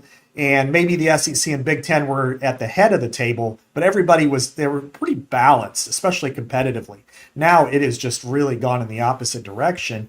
And the Big Ten, with its focus so heavily on the financials, that I think that's why you're seeing this. It's not palatable with a lot of fans because they don't want it to be about money. They want it to be about competition on the field, yet money is pervasive in every single discussion that you're having when it comes to college sports. Scott Docterman of The Athletic on the Prairie Flower Casino Zone hotline. And this isn't directly related to the survey, but I guess it is a little bit as we talk through this particular issue, the money issue. Do you think that people, fans, like hearing about this type of stuff? I know you write about it a lot. We talk about it a lot. Do you think that people actually are interested in that side of it? Because it has a huge impact, but I do wonder if it kind of passes over folks and just said, I don't really care. I do think they're interested because, again, it kind of comes back to that anxiety and paranoia that you're worried that something you're worried that you're going to fall behind, that your school's not going to have enough NIL, that you're going to lose this player, that somebody else has a big bankroller, a Mark Cuban or a Cody Campbell, and they're taking the players. And so I think that there's a fear factor involved. But I also think that people would rather it be in the background the way it once was, really 10 years ago. That, the Big Ten makes the most money and it's trying to penetrate the New York market, and that's why I got Maryland and Rutgers. Those were discussion points, but it wasn't pervasive into every single discussion the way it is now, because again, from what I can tell, that every fan base at every level, even in Ohio State, even at Texas, and they're worried about money and they're worried about falling behind. The Midwestern teams like in Nebraska and then certainly in Iowa State, and teams that are in the Big 12 are freaked out because they're not going to have any. Their leverage is gone. They're making, again, half and less than half now of what Big Ten teams are making from their money deals, and so they're struggling to pay to reach that medium ground, let alone the collective part of it. So yes, it's something that people would rather have in the background, but it's something that I think the majority of them understand. It's so important that they have to pay attention to it. Scott, not to be too critical of some of the respondents, but I'm going to be a little critical, and I'm going to ask a question in doing so. I am always a little baffled when we're having the Big Ten television conversation, and the complaint is that the games are on too many networks, that it's on CBS, it's on Fox, it's on NBC. Because when I was a kid growing up watching Nebraska in the Big 12, they had games on ABC, they had games on ESPN, they had games on Fox Sports Net, they had games on pay-per-view. And so, while I am a little understanding about the peacock of it all, that's still way cheaper than pay-per-view. And I guess I'm a little baffled by the Fox, CBS, NBC stuff, given that that's over the air. NFL airs games on all sorts of networks as well. Why is that such a sticking point for fans, do you think? It's truly a first world problem that people are complaining about here when it comes to these three networks. And I can't remember if it's on Fox or CBS or NBC or BTN or FS1. How long does it take you to research what channel the game's on? Very and short. oh man, once a year, maybe twice a year, it might be on Peacock, and the production's not good. Well, remember what it was like 25 years ago when you had analog and you couldn't see it very well anyway, and the TVs were smaller, and then the worst part, and I can speak to this because I was in Big 12 country. I lived in St. Joseph, Missouri at the time. That ABC would show just that region's game. So you'd have Big 12 games. You couldn't get, if there was a great Big 10 game or a Pac-12 game, you couldn't get it. And so that to me it's now they're widely available. You can find them anywhere. You don't have to pay for them, as you said, pay-per-view or whatever, or even just radio, which happened a few times too. It's such a better era. Now, if for the networks and for the league, there are some discussion points of maybe it would be better if, say, you remove one of those partners and you infuse Fox to have two of the three main games, for continuity's sake, because that is one thing that the SEC has right now over the Big Ten, in my opinion, is it's ABC and ESPN. They can cross promote. You kind of know when everything is going to be, and they do it all the time. And the networks try to work together, but they're three separate fiefdoms, and they're competing over which game and which weekend. So they might mention, oh yeah, this game's on Fox tonight, but they're not going to promote it. So I do think that there's some rationality to that. But as far as complaining goes, come on. I mean, your game's available. Be happy that you're watching it. Scott Docterman of The Athletic, roughly 80% of the people that responded to your survey rated the conference's leadership was average to great. So on a 5-point scale, it was 3, 4, or 5. Yet it seemed like the comments were very more pointed at negatively towards Tony Petitti. How much of this is maybe a product of folks' just general mistrust of sports commissioners, or is it more than that? I think in this case, it's probably deserved, but it's also part of kind of a knee-jerk reaction to two of the things that he really is pushing that the fans aren't quite behind him yet, and that is a 2014 playoff and private equity / outside investments. Fans are not there on these topics, and especially when you hear like on Friday when it's they made $1.47 billion and you still need more money. People are like, what are you guys doing? What are you spending it on here? And why do you need more? There's going to be a recoil to that, and I think that's part of it. And the playoff expansion, I think fans can get there, but one of the drawbacks that I think Tony Petitti has had is that even though they've had great success, unprecedented success for this league in the 3 years that he's been there, both financial and competitively, he doesn't explain it very well. He hides. He doesn't talk ever. And in fact, I chased him down after the championship game, the Indiana championship game on the field, and he talked to me and Ross Dellinger for 1 minute and 46 seconds. And I'm thinking, this is your chance to be. I talked to Greg Sankey for 10 minutes on the side. Right. Why don't you come out and say, hey, we're the best conference. It's proven. Our teams are, we've had 6 teams in our conference in the semifinals the last 3 years, 4 in the championship game. Our other teams in the middle have won 22 postseason games the last 2 years, including an 8-2 record against the SEC head-to-head. He didn't say any of that. He needs to say that. He needs to make sure that people are reinforcing it. And he has interesting ideas that I think if the public understood his rationale, that maybe they would buy into or eventually get there. But by throwing it in back rooms and with the ADs and stuff and not saying it publicly, it's allowing everybody else to fill that vacuum. The SEC, the coaches and the leagues.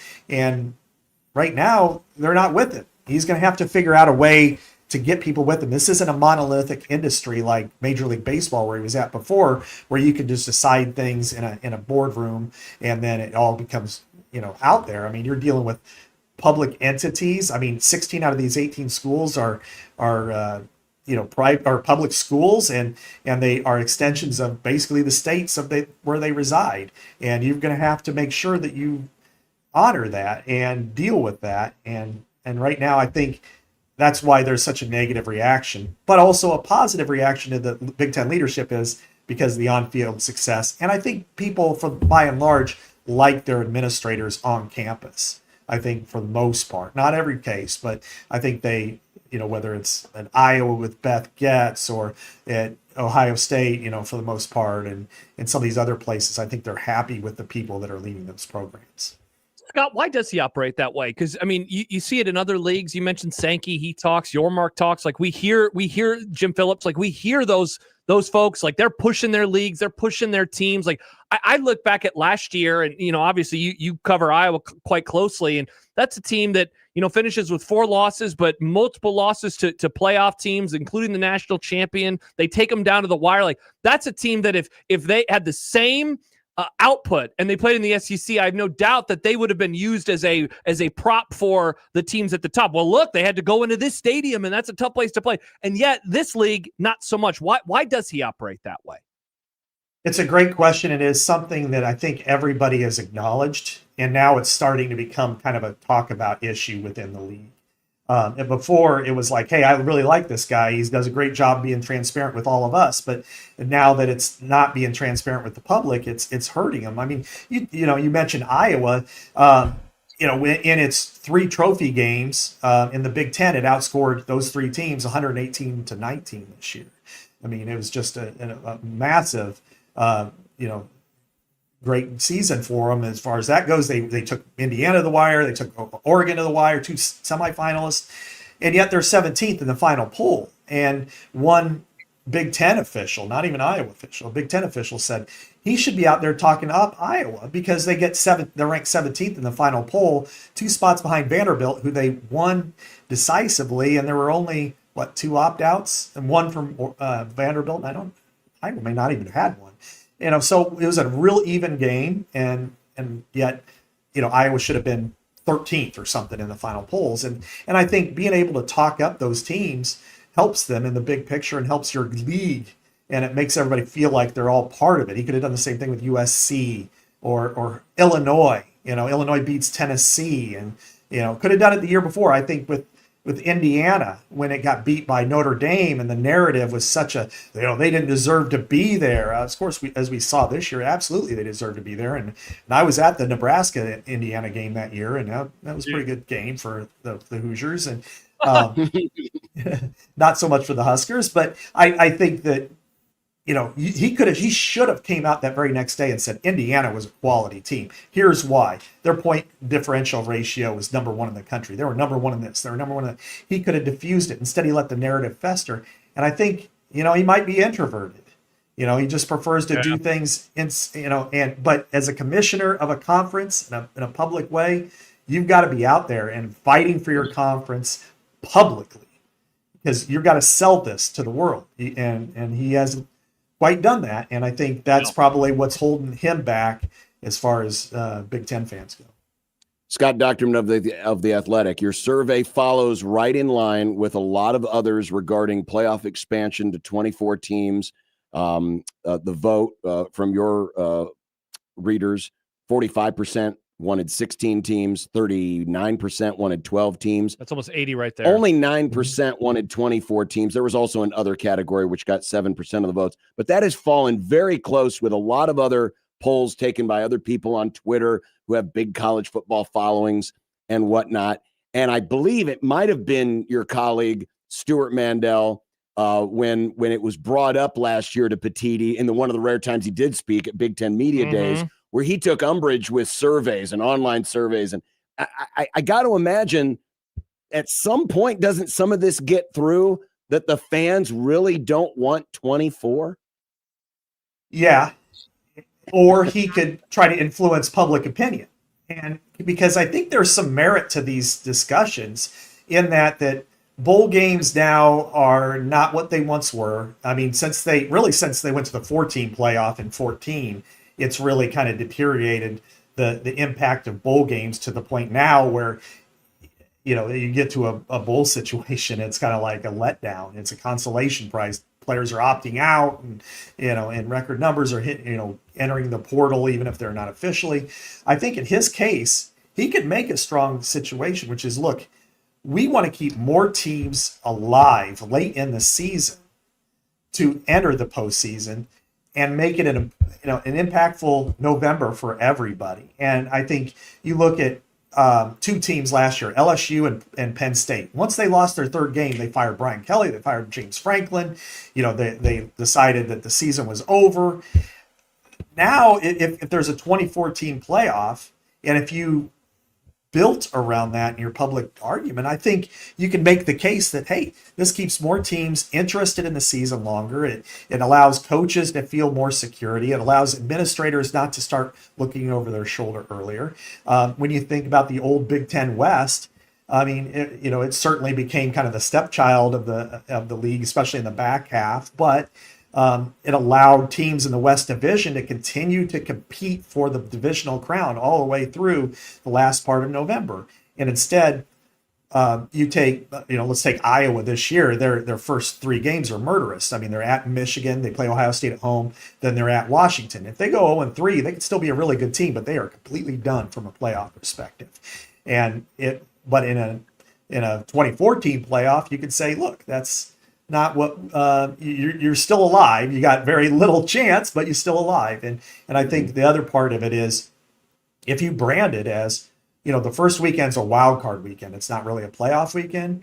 Then you can have people, okay, we can parse that, and you have more games at home, and so you can sell out to your fans that, hey, what's the opportunity for Big Red to have a first weekend in December? You're playing Florida in the first round. I mean, that gets people's juices flowing. You're not playing it in Orlando or Tampa in a bowl game. You're playing for keeps. I think there's a way to sell that, but he's got to sell it, because right now nobody's buying it. They want to keep it. They want it 16 teams, which is understandable because this sport usually moves at a glacial pace, and now this is like an avalanche. Scott, speaking of the playoff today, the second part of your survey, you put out a list of the teams in the likelihood that they win a national championship within the next 5 years, and what fans inside of the league think. Did you notice in responses, because people are allowed to leave opinions on top of just like a vote? Did Indiana winning a championship, was that used as a reason that, hey, this school can and this school can, or is that just such a weird outlier because of the guy running the ship that maybe the downfall effect isn't going to be what we think it could with programs not of that ilk, but at least the middle class of the league? I've had that discussion multiple times. Every single fan base that's not Indiana is like, if Indiana could do it, why can't we?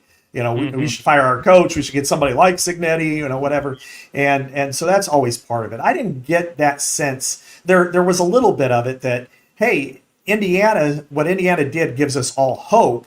And there were definitely some teams that said, fans of teams that said that in this part of it, that, well, if Indiana could do it, we can all have our chance at it. But they also, I would hope that they'd recognize that, it's miraculous like loaves and fishes in the biblical terms. I mean, Indiana was the losingest program of all time. I mean, we're talking about Bill Snyder's Manhattan Miracle and Signetti's reinvigoration of Indiana, or invigoration of Indiana, to me, are the two greatest rebuilding jobs in college football history. And I think that's the case. But I think what I appreciated about the majority of people who commented on this was they were very honest in their opinions. They weren't hiding things.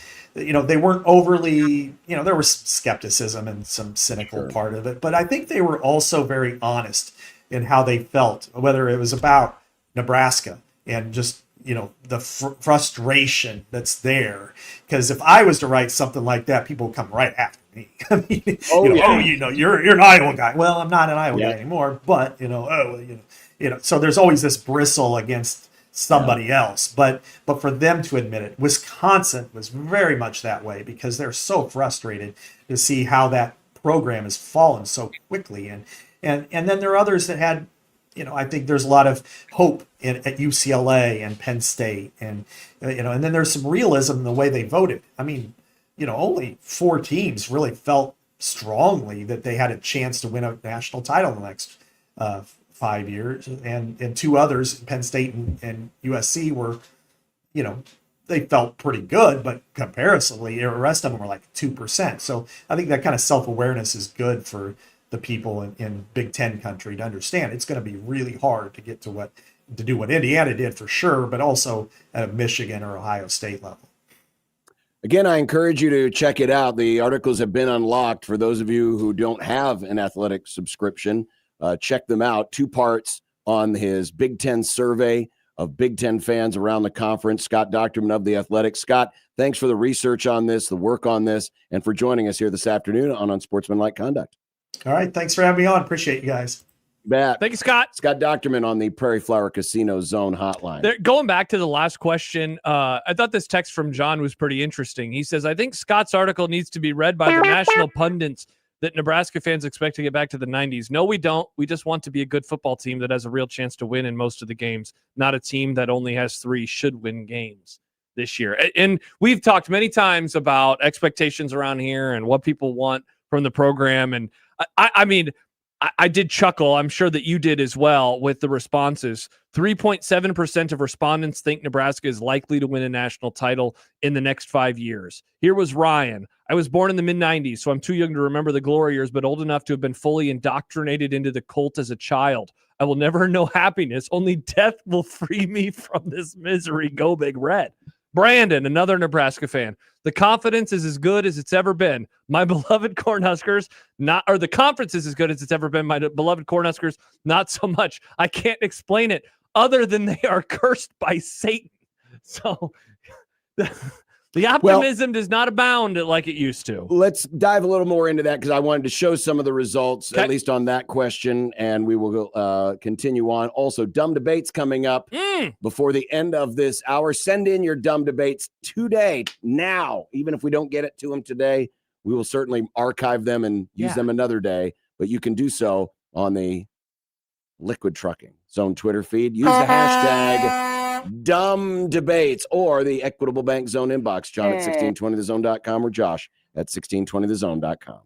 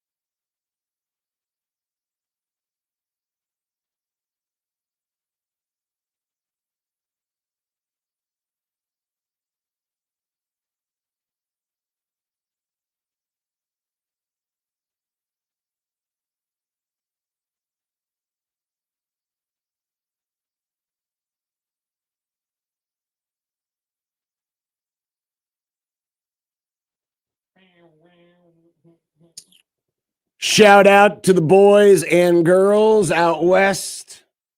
It's west of here, but it's not western Nebraska. Our friends in western Nebraska. 97.7 The Zone. What's up with them these days? Besides getting to hear us? Probably the sun. It's been a very Funny quiet. joke, John. It's been That's a terrible. very Can we quiet pick at the station for that joke? What's up, Will the Sky? storm season out there, man. Wow. Been very quiet. Got nice jinx. By the way, today, 51st anniversary of the 69th incoming tornado. May they rest in power. Remember caller Jerry? Jerry. Hopefully Jerry's That doing was one of my great. favorites Yeah. of all time. Yeah.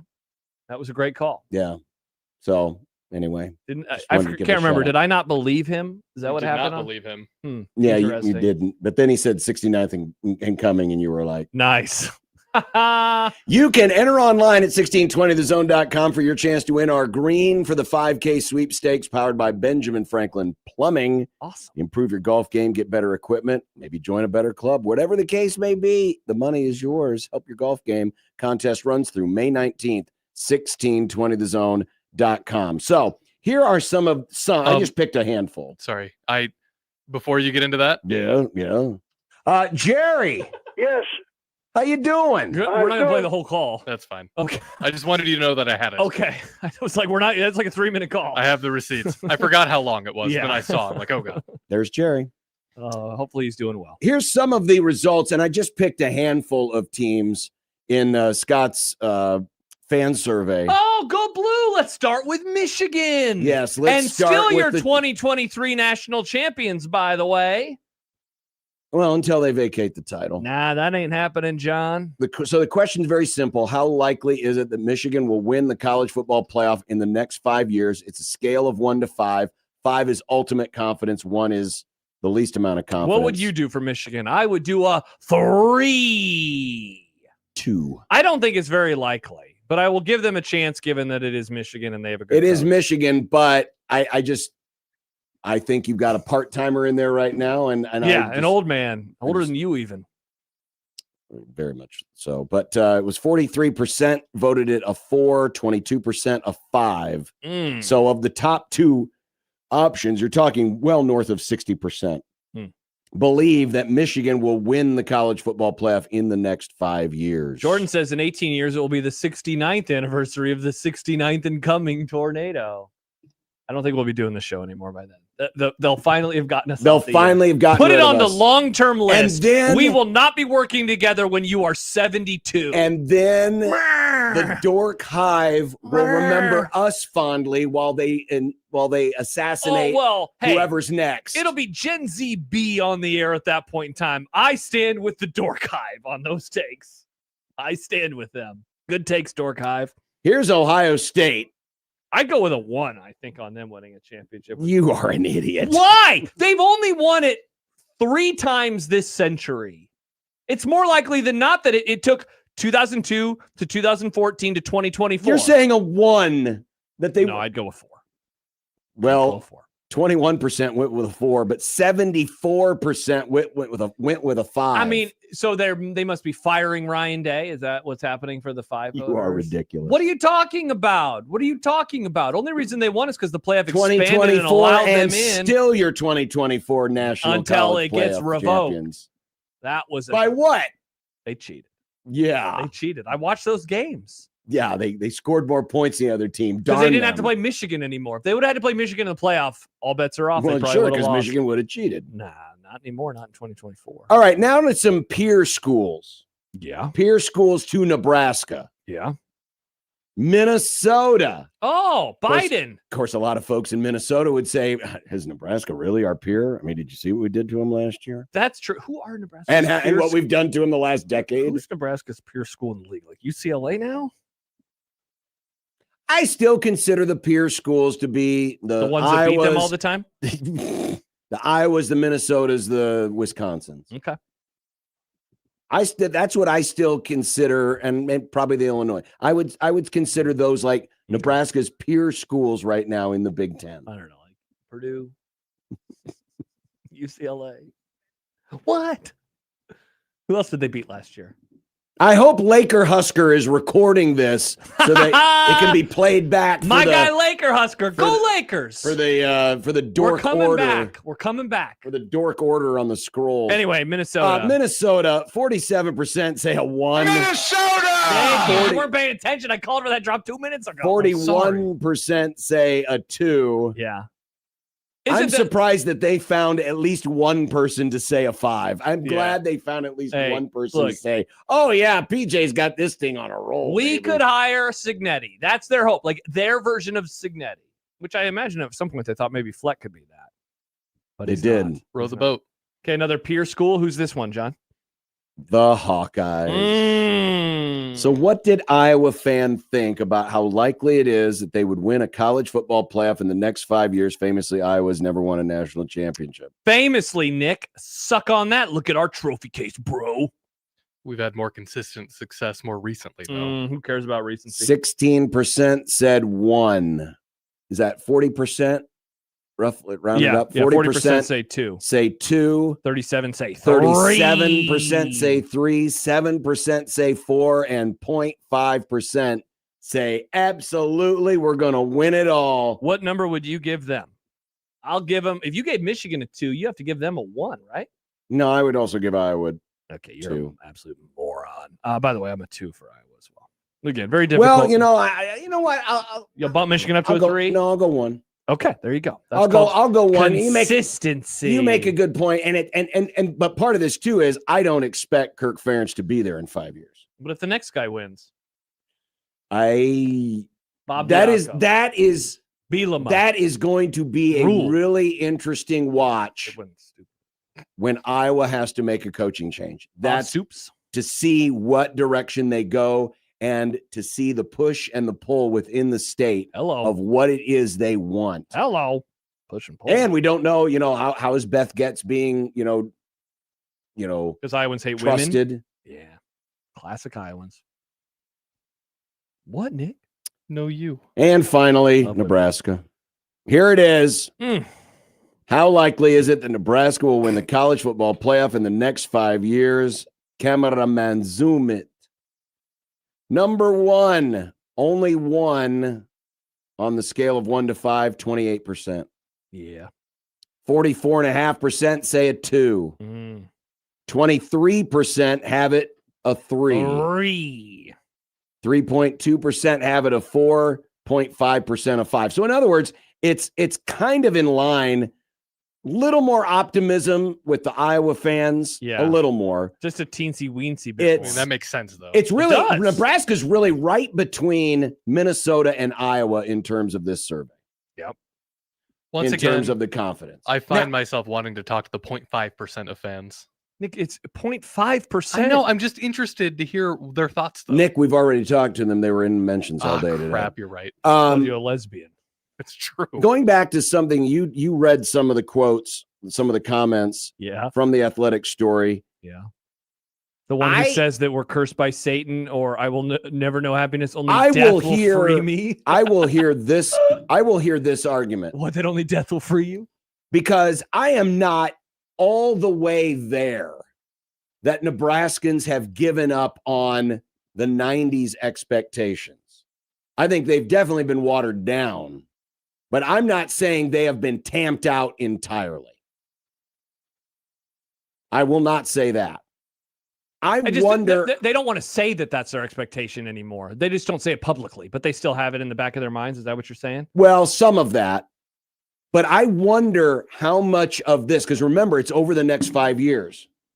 As we have unfortunately mentioned a couple of times this week, the contract extension has been making the rounds, and we haven't even gotten to the new slander yet. What? What are you going to say this time? Damn it, John. But I wonder how much of this is also a referendum on Matt Rule. No, that's a good point. Because versus just a general, I don't think Nebraska can do it anymore. Because let's pretend it's like the hot seat year. It's the last year potentially. Are these numbers bumped up a little bit more? Because you're like, maybe the next guy will be really good. Or what if it's just, let's argument's sake, let's go back 3 years. And Oh, yeah, Matt, if and he's Matt Rule fresh- is just taken over. Oh yeah, I bet the optimism is much higher. 3 I years guarantee ago. you it is. And certainly 8 years ago in 2018, these numbers are through the roof. I would argue that a chunk of these numbers, or the chunk of the pessimism here, is also a Matt Rule referendum. Yes, that Husker fan says I've gave up, or I gave it up. So that Husker fan is sad. Oh, I'd have this as a 1 for me, but I'd have it. Well, I mean, yeah, I honestly, if I've got Iowa 1, I have this as a I've 1. said it before. I don't think they will ever win 1 again.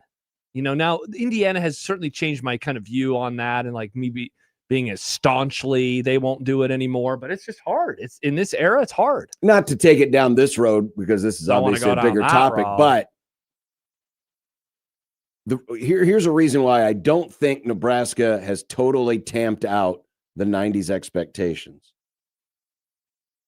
It's Nebraska has not shown a willingness to hire a Curt Cignetti. Forget about what you think of Curt Cignetti today. You're talking about May what we 6, thought of him 2026. 2 years I'm talking ago. about what we thought of Curt Cignetti, or what we, the collective we, thought of him on May 6, 2024. Why are we hiring this guy? This guy is beneath us. This job is beneath a person like this with this kind of lack of experience, or resume. Maybe lack of experience, wrong word, but this kind of resume. Nebraska sees itself in a way where it's like, oh, we absolutely should be aiming higher. We shouldn't be hiring some guy who's a assistant coach lifer who just recently got a head coaching job. Schaefer's been saying that for a while. Like, you can't have Curt Cignetti because you would never hire a Curt Exactly. Cignetti. Exactly. I mean, we saw what happened when they hired a Mike Riley. Forget about the results, but like a guy who is at that level, who comes up. What's going to be funny we saw what happened. Yeah. It's one of the more shameful things I have seen this fan base do. Parts of it, not the whole fan base. And that is the slander of the character of Mike Riley. Mm-hmm. We've had this conversation this week.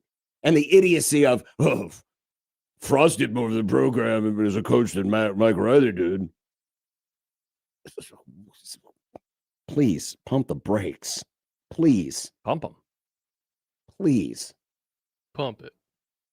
So I do think that a decent chunk of the pessimism, if we want to call it that, in that survey is a Matt Rule referendum. Yes, that is for fans. Sig is a unicorn. It absolutely is. I agree with you. I think that's solid. Stibbs, by the way, writes about Iowa. It's Hawkeye, not Hawk us. Selfish. Shouldn't you be the Iowa Hawk us's? If you cared more about your fellow man and woman, you would. But they're selfish. Hawkeye. You're right. You got me there. I can't fight. There might this. not be an Hawkeyes, John, but there is an Iowa. Okay. Now, is there an M in Nebraska Cornhuskers? No, thus there can't be a me, but at least there's not an I. Or a we. All right, we'll be back. I don't even know how to transition. I'm just trying to help you out. As Michael said earlier, I was just trying to help you out. I must be living in bizarro world. 1620 The Zone.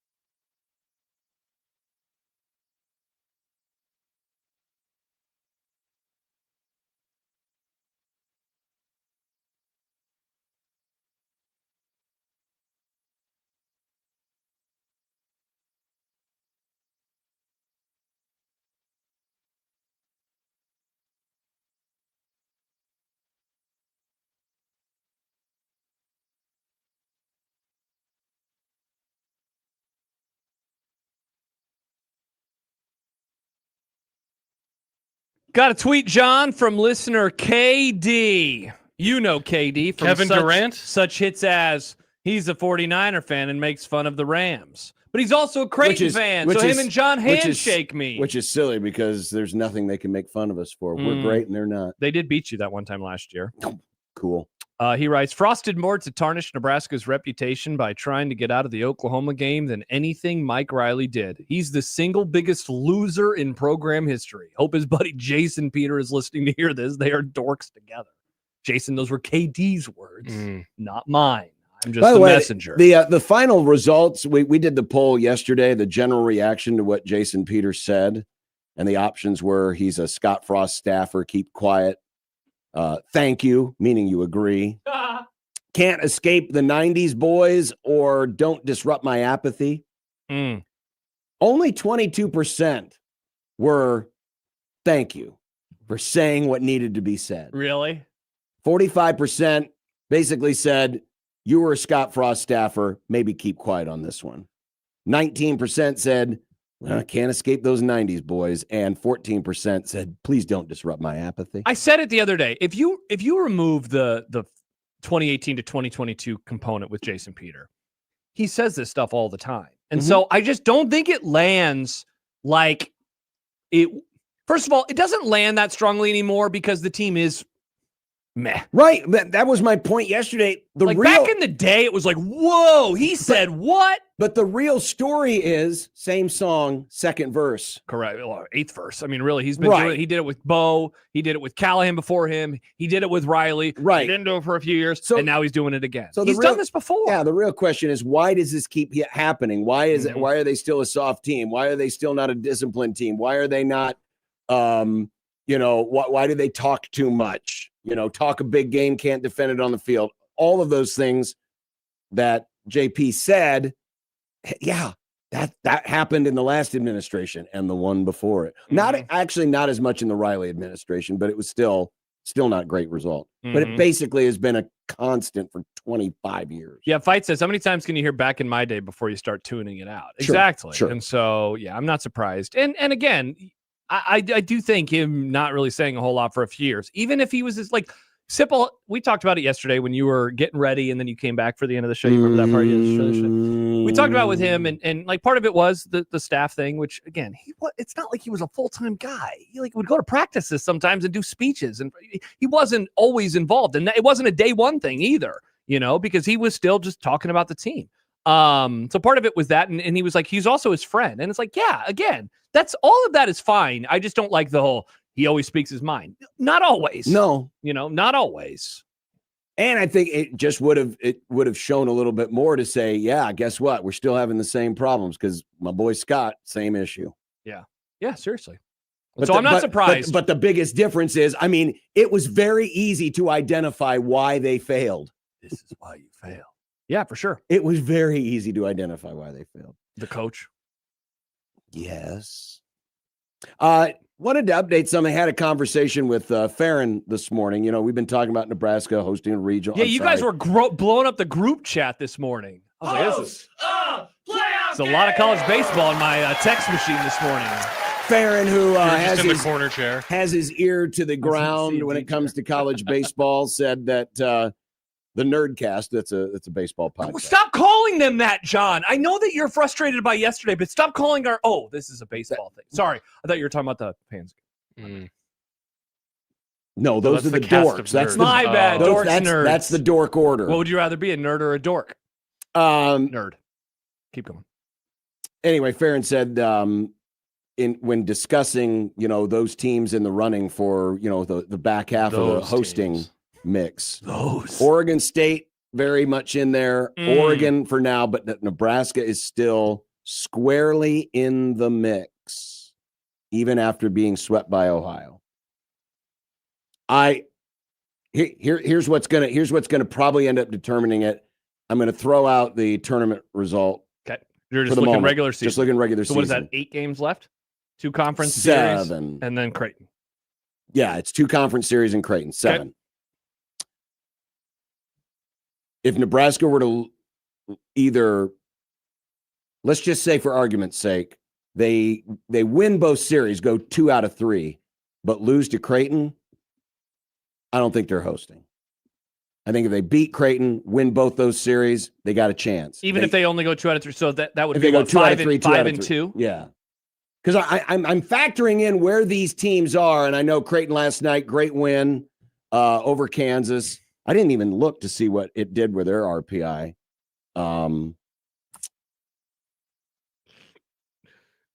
But yeah, I think. But if Nebraska were to drop either of those next 2 series, either lose 2 out of 3 to Iowa or lose 2 out of 3 to they're Minnesota, very much toasting that scenario. I think they're post. They're traveling. I think they're post toasty. Road a playoff game is what we'll have to play, Dick. Creighton actually improved by 9 spots. They're up to 82 in the RPI thanks to last night. Oh, nice. So that helps. And the weather, John guaranteed it the other day, going to be great next Tuesday. He said, "I love long-term forecasts. It's going to be." Awesome. I didn't say anything. Oh, that was me. My bad. Yeah. Why did they get mad at that? Look at this video. He said the snow is done again. Because the dork order are dorks. I don't know. Talk to your people. They're your people. Whoa. Whoa. Anyway, coming up next, it's Dumb Debates. By the way, Stib says, I'll start listening to what Jason Peter has to say when I'm in the market for some garbage veggie juice. Wait. When he's in the market for some garbage veggie juice. So never. I thought he was a smoothie guy. It's a veggie juice? Oh, some smoothies could be veggie juice. Poll question. Dumb debate. I honestly don't remember. I thought it was a smoothie of some kind. I thought it was a smoothie as well. That he was promoting. I don't know. Okay. I'm not familiar. Me neither. I'm not familiar. What vegetable juice do you least want? All of them, honestly. I don't want a veggie juice. I like V8. Oh, really? You're a V8 guy? I like V8. Especially when they came out with the different flavors of it. Lib? That seems like a lib thing. Stuff's been around forever. I'm getting my sweater on, my glasses that don't need to do anything, and I'm having some veggie juice. That I mean, sounds like a lib. I haven't tasted. I haven't had a V8 in years. Really? But I used to. V8. Was that the ad? Yeah, they used to smack people in the forehead really hard. We used to do that in middle school where you just hit somebody. Baymon says V8 is great. Wow, interesting. Yeah, no. Ooh, should we do a taste test V8? Oh, veggie juice. God, that's so gross. Like it's like a broccoli that they squeeze the juice out of. Well, it's basically they milk the broccoli. I mean, basically V8 is basically it's just a tomato juice that's a little different. It tastes a little different. Tomatoes are fruit, which I disagree with, but technically they are. So that can't be a veggie juice. That's a fruit juice. Oh, yeah. No I guess lies you're right. detected. I guess not. Yeah, exactly. He got us there. Mm-hmm. The Dumb Debates will be next on 1620 The Zone.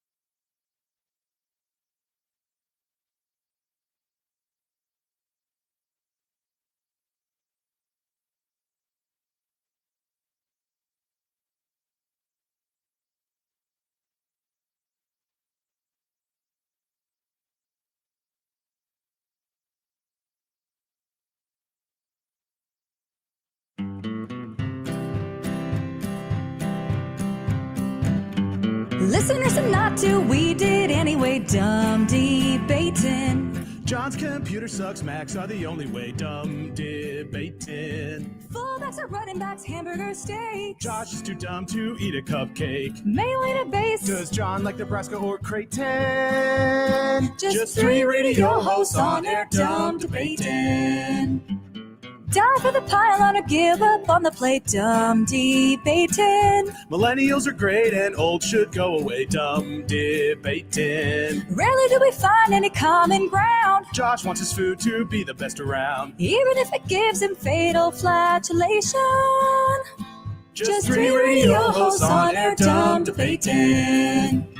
When a tree falls down and nobody's around, you can bet your ass it won't make a sound. Water ain't wet, you know nothing about hydration. Just three radio hosts on air, dumb debating. Just three radio hosts on air, dumb debating. It's time for dumb debates. No, this is not a revisitation of talking about Trey Taylor and his Twitter habits. Never again. I don't know what's Twitter even. I don't even know what it is anymore. Good question. But this is your chance to take over the Grum by asking whatever questions you would like. Send them to us in the Liquid Trucking Zone Twitter feed at USC 1620. Hell yeah. Better, could be even better. All right, we're just going to keep trying until we get there. At USC 1620, please use the hashtag dumb debates or send it to us in the Equitable Bank Zone inbox. At Equitable, we take banking personally and answer the phone on the first ring. John at 1620thezone.com or Josh at 1620thezone.com. I have one. Joe writes, Josh stated, this was last week, Josh stated he was jealous that Matt did not know the ending of The Sixth Sense. If you were granted amnesia. Matt who? McMaster. Remember he told us that story? Oh, well, I didn't know. We were supposed to call the head coach Matt now. So I'm... Nice. If you were granted amnesia, what would be your top 5 movies given you did not experience the ending? So basically you get to rewatch the movie without knowing where it's going Empire to go. for sure. See, that's a good one because I saw it as such a young child. I would love to get to watch it as a full-grown man and not know. But my problem with Empire and the original trilogy is I already knew before I watched it because it was so ingrained in what we're society. saying. So you would have So would I amnesia. just forget that all the previous stuff too, or just forget that I saw it? I guess Empire, sure, that's a good one. Yeah, that was very. I had to talk myself into it. Yeah, that's a good one. I That never is a even good thought one. about Star Wars. I would Big love fan. I would love to rewatch The Sopranos again. Not a movie, not John. knowing anything.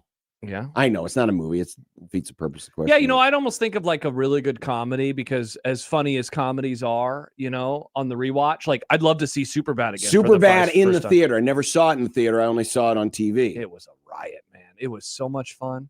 That's a great one. You know, getting to watch a movie in a theater and experience it again for the first time. I still don't know if it would have ever hit as hard as There's Something About Mary. That was an incredible This week's in-theater- rewatchables.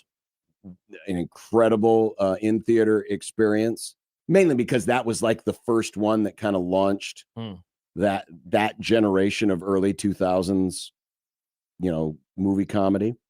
But Superbad would be a good one. Yep. Michael says Planet of the Apes, the end of The Usual Suspects. I saw Usual Suspects on my computer for the first time. That's how I watched that movie. So yeah, getting to see it on the big screen, that'd be cool. So my angle, I guess, is movies I want to experience for the first time in full, rather than just like the twist ending or whatever. The Conjuring is a really, really good movie, and I watched that in theaters, and it was incredible. Great experience. Interstellar, I love Interstellar. One of the best movies ever made. Gen Z do be loving Interstellar though. Empire's a really good one. So is Revenge of the Sith. Honestly, I would love to watch that for the first time again. Yeah, I was obsessed with that movie. I was a little disappointed by seeing Revenge of the Sith for the first time. I loved it. I thought it was fine. It was so good. I watched that movie so many times. The opening scene, one of the best opening scenes ever. I think. Ooh, Jordan says John should have watched Office Space before everyone told him how good it was. Ooh, that's a good one. You go into Office Space, but you're not expecting anything, and you're just like, hey, a movie about Office. Yeah. Maybe. Yeah, you'll like it. maybe I would have appreciated it more because I think by the time I saw it, I had been immune to all the drops, and it didn't hit. It just didn't connect with me. Mm-hmm. It was fine, but it wasn't. Oh my God, this is so great. Yeah, you don't always have good opinions, so I understand. I have great opinions, the best opinions. I'm trying to think of a comedy that I really want to see again for the first time, and I keep kind of going to like the SpongeBob SquarePants movie. That movie's a banger. Honestly, there were some great jokes in that movie. Yikes. There were some good jokes there. Sam, dumb debate. Which Sam? Sam LeShun. Sam, okay. This is going to be a weird one. This is unhinged. This is Piss Sock Sam. What is he asking? Well, it's a very simple one. Troughs versus the Bishop family rag. What are we debating? Which one? Pick one. Troughs. I'm not touching other people's nasty hand juice. Yeah, but do you think which one do you think is more sanitary? Trough. You think so? You're not touching it with your body. You're just peeing into it. Yeah, but you're the Bishop family rag. They're eating dinner. It's full of oils and. But they're not pissing in the rag, right? You didn't piss in the rag, right? That we know of. No. See, they weren't peeing in the rag. But Nick, their stuff is all over it. I think I'd rather touch food than pee. You're not touching the trough. The only thing. What are you thinking you do to a trough? You pee into it. You don't touch it with your hands. Yeah, the trough is. I'm thinking about what's just more a vessel. sanitary, though. You're not touching it, though. I'm confused about this question. What We're would you comparing rather the two, do? but why? What do you mean, what would you rather do? Would you rather pee in a trough or use the family rag? That's not how I interpreted it. He just named two things. You interpreted it wrong. That's not my problem. Pee in a trough. Okay, there you go. There you go. I think I would agree. Okay. I think I would agree. Says, to be fair, Nick is from Iowa. Troughs are for bathing over there. That's where his confusion We is. bathed in the creek. Keena says family rag versus piss sock. Family rag. Come on, man. Oh, piss sock. Wiping off that pee, baby. Get out of here. I want to steal this from the morning show. So they've had a debate over the last couple of days. This is a sports dumb debate, so I apologize. Nebraska goes 6-6 this next year. All 6 losses are close. Fire, Matt Rule. Boom, boom. One of the losses is to Iowa. Matt Rule. But one of the wins is either Indiana, Oregon, or Ohio State. And that team is good. It's not like it's a down year for Indiana and they go 6-6. No, they're good and Nebraska beats them. The other scenario, they go 8-4. They lose to those 3 teams and Iowa, and all of them are blowouts. What would you rather Nebraska do? What is a better season?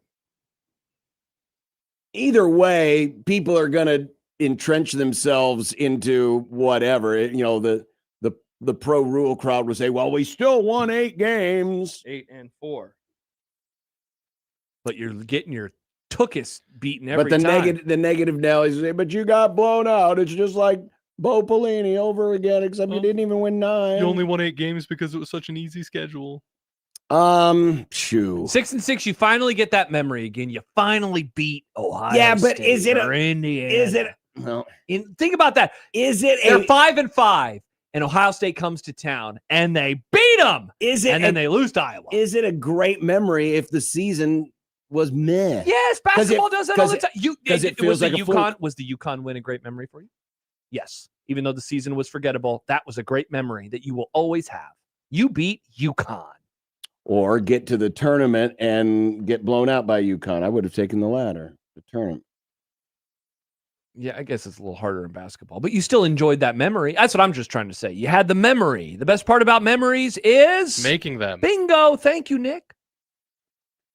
I guess I'm going the 6-6, but they're not great choices. They're not. That's why this is a dumb debate. I'm going to say 8-4. I know. I think a lot of people would be stoked for 8-4, regardless of how but if there were 4 4 blowout losses on that 8-4. And here's the way this season goes. So in this scenario that I laid out with those 4 games, it means they start 5-0. They get blown out 2 games in a row. They win 3 in a row. They're 8-2. And then they get stomped again. Stomped twice in a row. Yeah, I'm going 6-6. Yeah, that makes it even more palatable to go 6-6. Trent Lincoln says, give me the ranked win already. There you go. They own the ranked win thing too, with a win over a top 5 team. That sounds awesome. Great. They'll be 1-29. Well, 1-29 is better than 0-30. Would you rather be 1-29 or 0-30? Yeah. Mm. Guess. Juan Klotz says a great win in a mess season is never a bad thing. Exactly. It's never a bad thing. Yeah, but when you've stacked meh seasons on top of each other, I don't know if it feels as good as you think it does. When you've stacked a bunch of meh seasons together. So I think people again, would be I'm still more, voting for meh. I still think people would be more palatable to 8-4, or 8-4 would be more. Well, palatable. this isn't everyone. This is your own perspective. What would you rather have? I'll take the 6-6 here. Ray asks, in conversations with others, what is the most annoying thing that people bitch about? Weather, prices, or something else?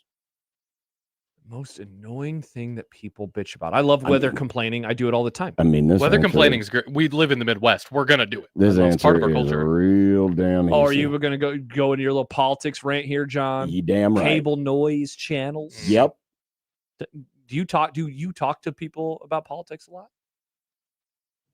I try not to. I really don't. Are because there I'm really anyone annoyed that you're by it. wanting to talk politics with? Is there No. anyone that No. even is on the other side? No. So you're always saying like we need to reach across the aisle together, but you won't even. I do reach that. across by listening, but I don't need to have the conversation unless the person is real. You don't want to go to like one of those fancy dinners where it's like, let's have some spirited debate around the dinner table. No, We're I want to eating enjoy my chicken dinner. Cutlets. Unfortunately, I think society has lost the ability Are you to projecting? to talk about politics. Maybe you've lost the ability, but society hasn't. No, I have not lost the ability. But you just say you don't want to.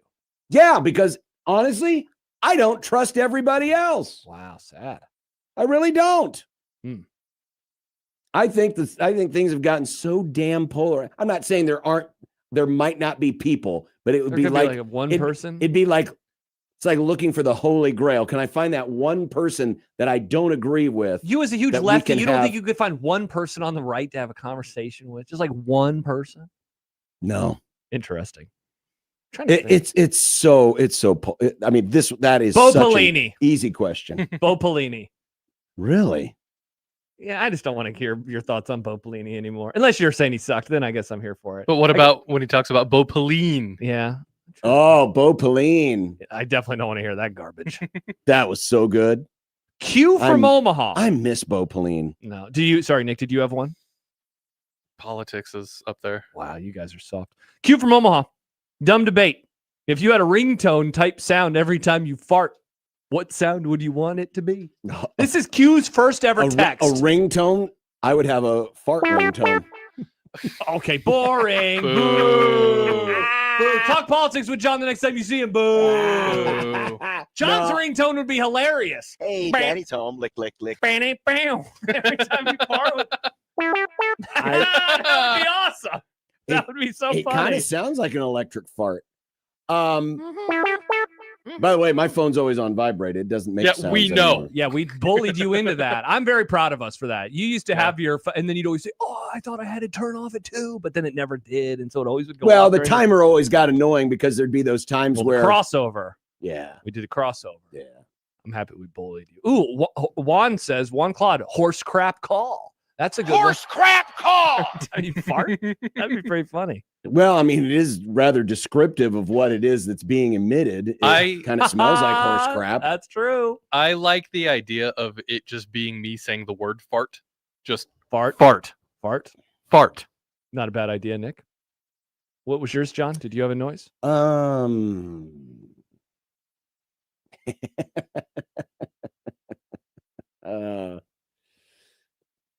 Baymon says 3. It's just a lot of John coming out of our tookuses. What about 2 hot coffees? That would be weird. The breasts. The breasts. All people would be like, "Wow, horny Nick strikes again." What would be the most what would be the most humorous sound that would obviously sound like it's coming out of your butt? Oh, so now you're just trying to find a sound. Well, no, I'm what about no, that does. Does kind of sound like it. Oh, what if we it use sounds it? a little wet? What though. about the old man Doug noise? Fight says a duck's quack. Oh. Quack quack. What about That's the one I would give Josh. Laffy Taffy. If we could assign that noise to fart to other people, I would assign that noise to Josh. I would not like that at all. I would not like that at all. That's What, that could be a funny what if the noise were, where's Jera? Smiles and glory holes. That would be very strange. I don't like that idea. Too strange. It makes sense though. They both stink. Got him. And I mean, what it is emitting, it is emitting from a hole. That's true. Chance which says some people believe it's glory. Chance says the Westwood One voice, baseball. Or how about kill me now? Kill me now. That's the noise from my grandpa's farts. Those are stinky.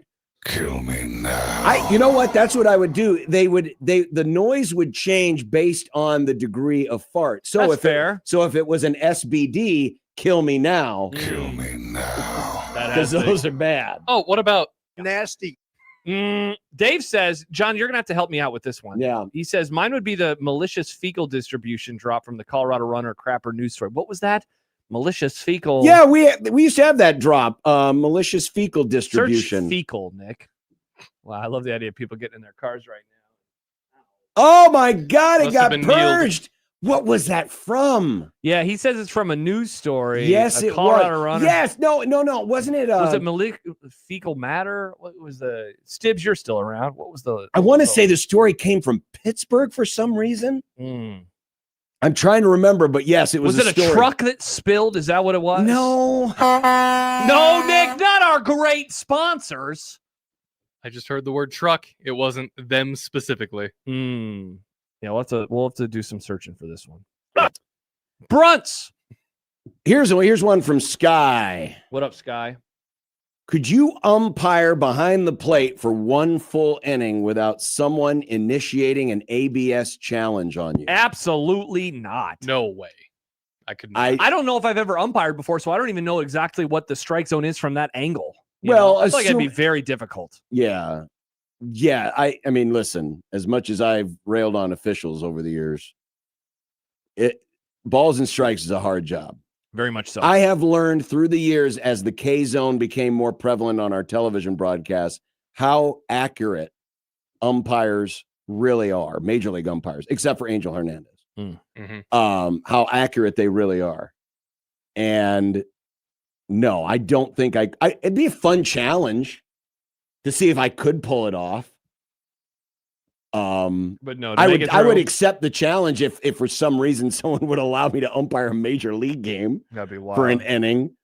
But, I'd do it. there's no way I would get away with it without getting at least one challenge. Dave Fight says, a dumb debates question from my daughter's middle school. Is Casey's a restaurant? Nope, it is a convenience store. Yeah, it's a gas station that has food. It's a general store, even though they got rid of they just call it Casey's now. It's not Casey's General Casey's Store. is a pizza place that sells gas. No, it's a gas station that sells pizza. Nope. It's a pizza place that sells gas. Yeah, but they do a lot of other things too. I mean, they have a quasi full kitchen back there. They make sandwiches and. But if Casey's is a restaurant, then any place that serves food is a restaurant. Yeah, and no, that's not true. it's Gas a gas stations station are that gas serves stations. pizza. When I worked at the gas station in high school, we had tables. We would make food for people, and they would sit down and eat. That's fine. Gas stations have tables sometimes. It's a restaurant. No, but it's a gas station. Yeah, it's a gas station. You that can't be serves a pizza. restaurant that has gas. You're a gas station, except for It's Joe's. really good pizza. So if Burger King started selling gas, would that mean that Burger King is no longer a fast food place? They're a burger joint already, so then they're just a burger. You got place to that you got to sells look gas. at what they establish themselves as, and if they continue to do that which that they establish themselves with, anything they add after that, it's Yeah, a Fight bonus. says, aside from selling other things, how is Casey's different from Domino's? That's like asking Mrs. Lincoln, outside of that, how was the play? I mean, that's their whole bit. They I would do also the other argue things, though. now the QTs, the Maverick, Quick Stars. RIP, come and go. They're all copying the Casey's formula. They are. That's true. They absolutely are. They're all copying, saying, "Okay, well, this is what's working here. We need to do the same thing." So, But they're Casey's just pizza not as- is better. well, it is. No one's arguing that. No one's So arguing. it's a pizza place.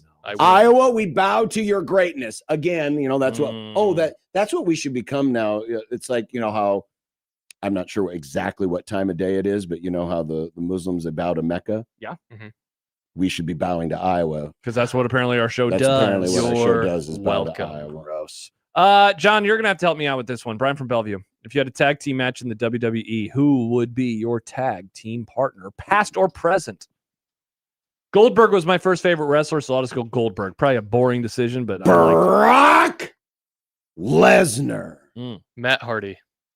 I don't even know who that one is. Matt Hardy? Or no, Jeff. Jeff was the acrobatic one. I want Jeff Hardy. Jeez. I don't know who that is. Matt and Jeff, they were tag team brothers. One of them was all like flippy, like Rey Mysterio. I liked Rey Really Mysterio. I like Mysterio acrobatic Jr. wrestlers. Yeah. Yeah. I want Brock Lesnar. He's a badass. Okay. Just like a big meaty man. Jeff from Omaha, if you could guarantee one of these comes true over the next 10 years, which do you think more Husker fans would take? Option A, 1 college football playoff national championship, no Final Fours or titles in any other sport. Oh, well, that's the answer. Option B, 3 national titles in volleyball, 2 men's basketball Final Fours with 1 natty, and 2 College World Series appearances in baseball. The answer is option A. You get 1 football natty, that would trump all for the majority of the fan base, right? Oh, Next yeah, 10 years. easily. Yeah, I feel like Easily. that's absolutely obvious. Yeah. Easily. I feel like you can make it a little harder if it was like college football, like 3 appearances in the playoff and then nothing else, or option B, you keep it as is. Then I think it's a little bit tougher of a discussion. But for the majority of the fan base, it is still a football first fan base. And so you offer them a national title, they will take that over anything else. Anything else. It does make me wonder. Zooming out a bit, big picture. How much longer is that the case? Things have to go as they have gone before we start to see, the priorities shift. Mm-hmm. I'm not saying completely shift to the point where, well, we're a basketball school now. Well, we're a volleyball school now. I mean, people make those jokes all the time online, but come on. We all know where the bread is buttered. We all know what culturally is the most important thing in this state. But it does make me wonder the longer this goes on. And of course, it's assuming that volleyball continues to do what they do, that basketball doesn't return to its tire fire self. How long it would take before culturally football doesn't mean as much. And I think we're still a half century away. Whoa, half century? Yep. No way. We're getting close. Because you have the I young. don't think so. Well, once the older generation starts phasing out, what noise was that? That was the phasing out noise. Interesting.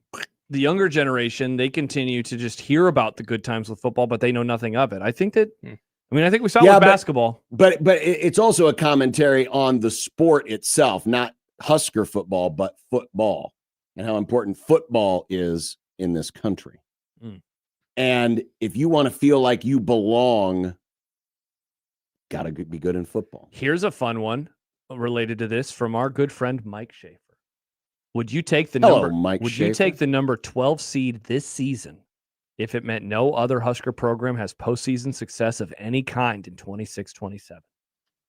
Nebraska football makes the playoff as a 12. No one else does a thing. Volleyball sucks. They don't have any postseason success. That means they're upset in round 1. No postseason success. Basketball does not return to the tournament. Baseball, and again, this is next school year. I'll sign up. You'd take the 12 over. Sure. I mean, if volleyball could win the natty. This is a 12 seed. They're probably going to lose to the 5. This is only for one season, This is right? one season. Volleyball will be fine. They'll bounce back.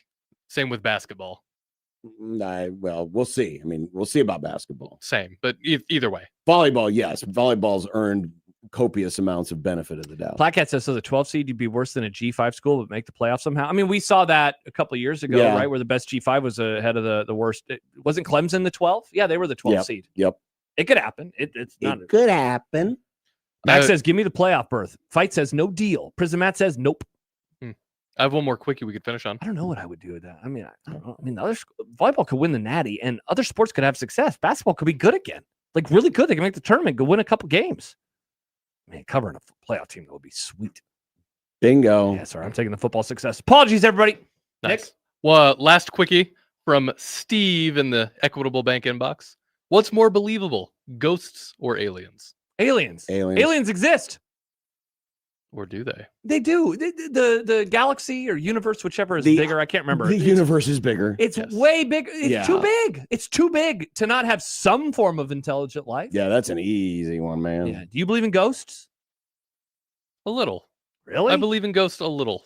So, like if somebody told me ghosts are actually real, I'd be like, yeah, okay, sure. I would be surprised. I would be really stunned I if would too. ghosts were real. I would agree. I'd be like, what? Why haven't I ever seen one? Because they're ghosts. But that doesn't make any sense. Why haven't they come and bother me more? Maybe you're not worth the ghost time. Nah, everybody says that I'm annoying. If ghost hates me so much, come talk to me, coward. I saw a social media post at some point years ago where it's like, isn't it interesting how ghosts are always depicted as like Victorian? How come there's no modern ghosts? Gen Z ghost? Yeah, I know why, because that's sad. It's sad. It's a young ghost. We're like an 80s ghost. Where's the 80s ghost? Oh, With like the weird hair. Oh, and your stupid clothes. God, the 80s were terrible. No, they weren't. You They were guys dressed like fantastic. a bunch of losers, man. I want disco 70s ghosts. Stop. The guy who's wearing a Dallas Cowboys You always t-shirt. go to my team. Well, you're wearing it. That's not a style. This is just It's fandom. it's not No, a style. This is But fandom. you said how dumb they dress. That is a dumb No, shirt. it's supporting my team. I'm talking That about is your dumb. I'm talking about your outfits, your colors, your hair, all that garbage. Not you root for a team. No, that's just me being an idiot. I'm not talking about style though, John. What specifically? All the colors. All the the colors colors. and the weird garish Here's ties. the problem. Oh, your ties We could use were some of those terrible. colors. White suits. We could use some of those colors today. Every car is either white, gray, or black. I'm talking about outfits, Oh, not cars. But I'm just saying I colors agree with in you general. on that. I agree with that. I agree. We were a more colorful decade. Like the dumb millennium houses now, where everything has to be Oh, gray and Every stainless damn steel. restaurant is just brick. It's just Every restaurant is a block. brick. Yeah. Hey, look at this block. Come on. I can't tell if we were a Scooters or a Burger King. We used to be a proper society. I did. miss old Taco Bell. Old Taco Bell was fun. I don't, but I understand what you mean. Man. Yeah, seriously though, they had some style. Old Taco Bell ran through you just like new Taco Bell. Mm-hmm. Ain't that the truth? Ain't that the truth? All right, another fine dumb debates. And again, even if we didn't get to yours this week, I have archived some of the ones I asked today were ones I have archived. Yeah, Severe bumped Keep sending them in. Severe bumped the one that we did last week about the flying animals. What would be the worst? And so go check that out. We did it last week. We It's did it last available. And week. Nick, he always does a breakout video for dumb debates. I wasn't here for that one, but octopus. I'm saying octopus. I think we decided on hippo, did we not? Oh, that's right. It was Jake last week. It was wasn't Jake. I think we decided hippo because they're just so big. Well, I went octopus number one. Oh, you did go octopus as well. Because octopi are also big, but they're also they'd be a hell of a lot scary if I saw one of them suckers. They're flying up. also intelligent. I think they're smarter than hippos are. Whoa, what are you saying about hippos? That hippos are dumber than an octopus. Well, I didn't can't realize we could wait say to that. hear the hippo burner community come after you. Damn it! Mm-hmm. Yep, that's true. Coming up next, content. Today in content. What do we got? Well, speaking of deals, we have another contract, a Husker contract, sign or don't sign. Door number one, door number two. Shohei Ohtani. The GOAT. An update on Brendan Sorsby. Ted Turner. And Live Golf. Not again. Again. Again. That is coming up in content. But first, John and Josh here for Underdog. UnderdogFantasy.com. You know, we were talking to our new fun guest, Joe from Action Network, and I asked him, said, hey, I might have my Underdog app open. What do you like tonight? Well, here's what I got working tonight. Mikal Bridges, higher than 11.5 points. Josh Hart, higher than 25.5 points plus rebounds plus assists. And Ayo Dosunmu, higher than 11.5 points. And if all those hit, I would make over 8 times my money. That's with a profit boost as well. And you can do that when you download the Underdog Fantasy app. So it makes all sports more fun to watch, even if you don't have a stake or a care as to who wins or loses. And you can play it today right here in Nebraska. And we're going to give you a chance to earn some free plays when you sign up using our promo code when you download the Underdog app. Promo code John is 1620 The Zone. Download the app today. Put in that promo code. You can get $50 in bonus entries when you play your first $5. Again, the promo code, so easy to use, 1620 the zone. Underdog, make picks, win money. Must be 19 plus and present in Nebraska. Terms apply. See assets.underdogfantasy.com for details. Concerned with your play? Call 1-800-MY-RESET or visit ncpgambling.org.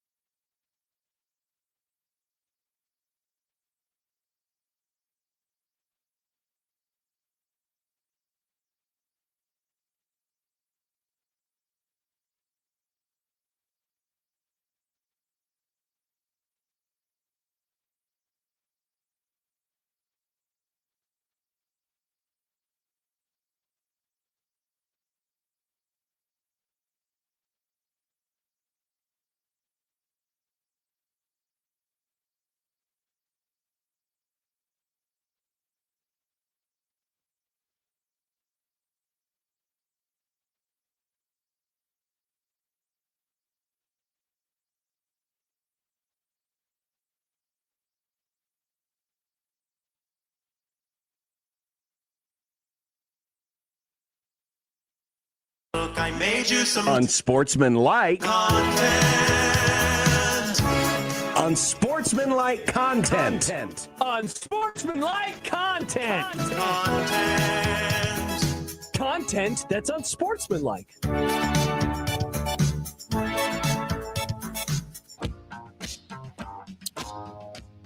Let us know what your walk-up song is, and you could win in the Bananas and Bangers sweepstakes, brought to you by McCarthy's 1 Hour Heating and Air. You could win a 4-pack of sweet tickets to see the Savannah Bananas play at Memorial Stadium on June 13th. $200 cash and a free duct cleaning from McCarthy's 1 Hour Heating and Air. Go to 1620thezone.com today and enter. I am curious because I've seen, they've done the other football stadiums thing. How are they going to do the infield at Memorial Stadium? Probably bring in grass or dirt. I don't know. That's a good question. What do they do? How do they do it at other field turf places? They obviously have to, right? When they played at Florida State and Clemson, it looked like to me, maybe I'm wrong, I do not watch Savannah Banana games. Ditto. That they actually, took out some of the sod and, did a regular ball diamond. But Nebraska famously is turf. I don't know. I don't know. I'm genuinely I don't interested. know. I got nothing for you, Nick. Maybe they do us all a favor and get rid of the turf. Just completely. No, remember, they're not doing grass. They're not going to do grass. As we know, Nebraska is famously against grass. Mm-hmm. Ted Turner, the man behind TBS, TNT, CNN, and my personal favorite, Cartoon Network, I watched that a lot as a kid, has died at the age of 87. What was his impact on the sports world? Quite immense. Owner of the Braves during their best period, obviously helping bring Major League Baseball to the Superstation, which also opened the door for WGN to bring the Cubs to the nation, and the Mets WWOR. And then later, and this is kind of a forgotten one, but our good friend Charles Davis, I used to love TBS Saturday Night Football. Now, this is back in a day when there wasn't as much football on at night, but to have another option just beyond whatever ESPN had on, another primetime game, and that was a feature from the 80s through the early 2000s. Obviously, bringing on TNT inside the NBA, really a ton. I think back to how my television viewing just as a kid growing up would have been dramatically different without the innovations of Ted Turner. It would be so different. The guy was a real broadcasting pioneer. He absolutely was. All those things that you just mentioned. It's pretty incredible to think about it. The thing that I will always remember with him was he set up that video for CNN.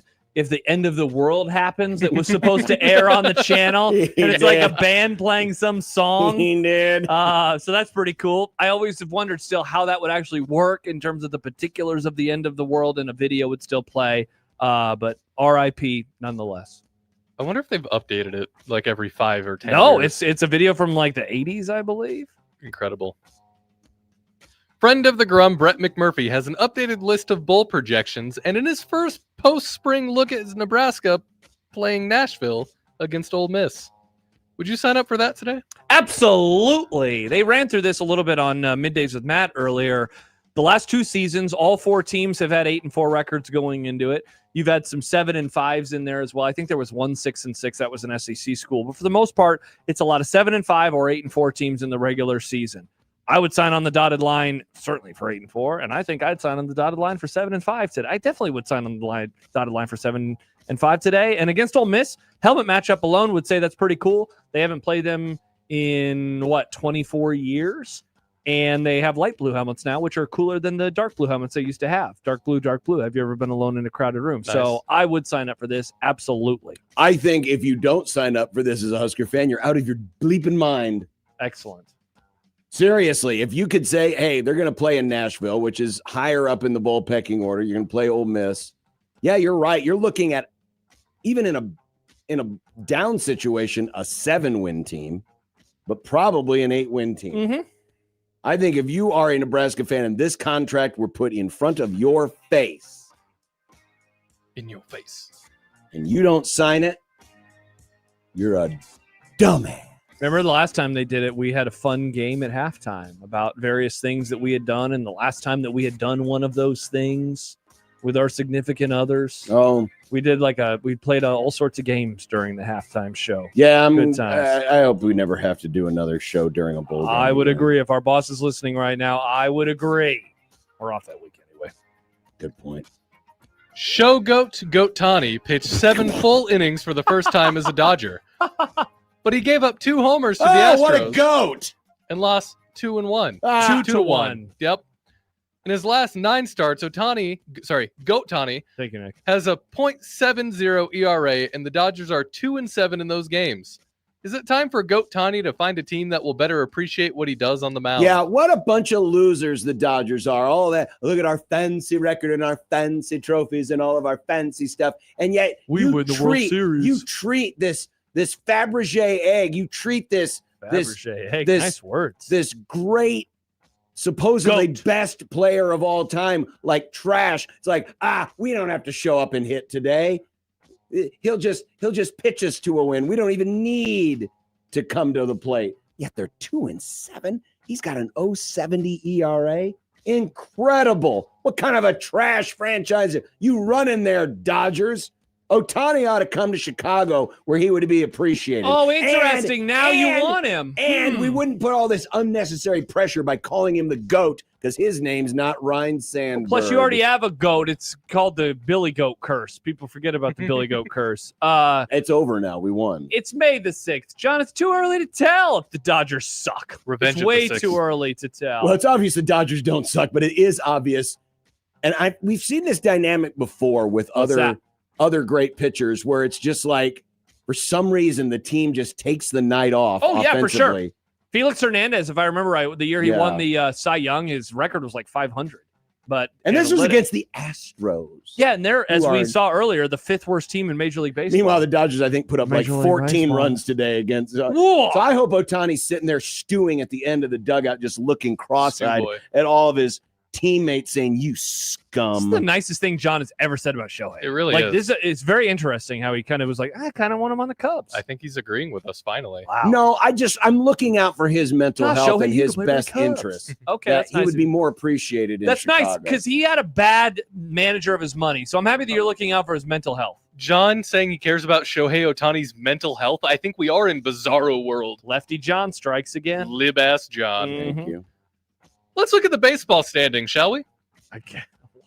Yep. Okay. The American League passed the Yankees and Rays as very mid. The NL division leaders, not a surprise. What would you classify as a surprise, though, through the first 6 weeks? I mean, honestly, as we've talked about multiple times today and really over the last few days with Farron yesterday, the amount of teams that are around 500 is pretty wild to me, and I get it. It's very early in the season, too early to tell. Isn't the answer to this question, though, quite easily the Athletics that don't have a city associated with them, which I still need help understanding why this is the case, but they're just the Athletics. It's like Share.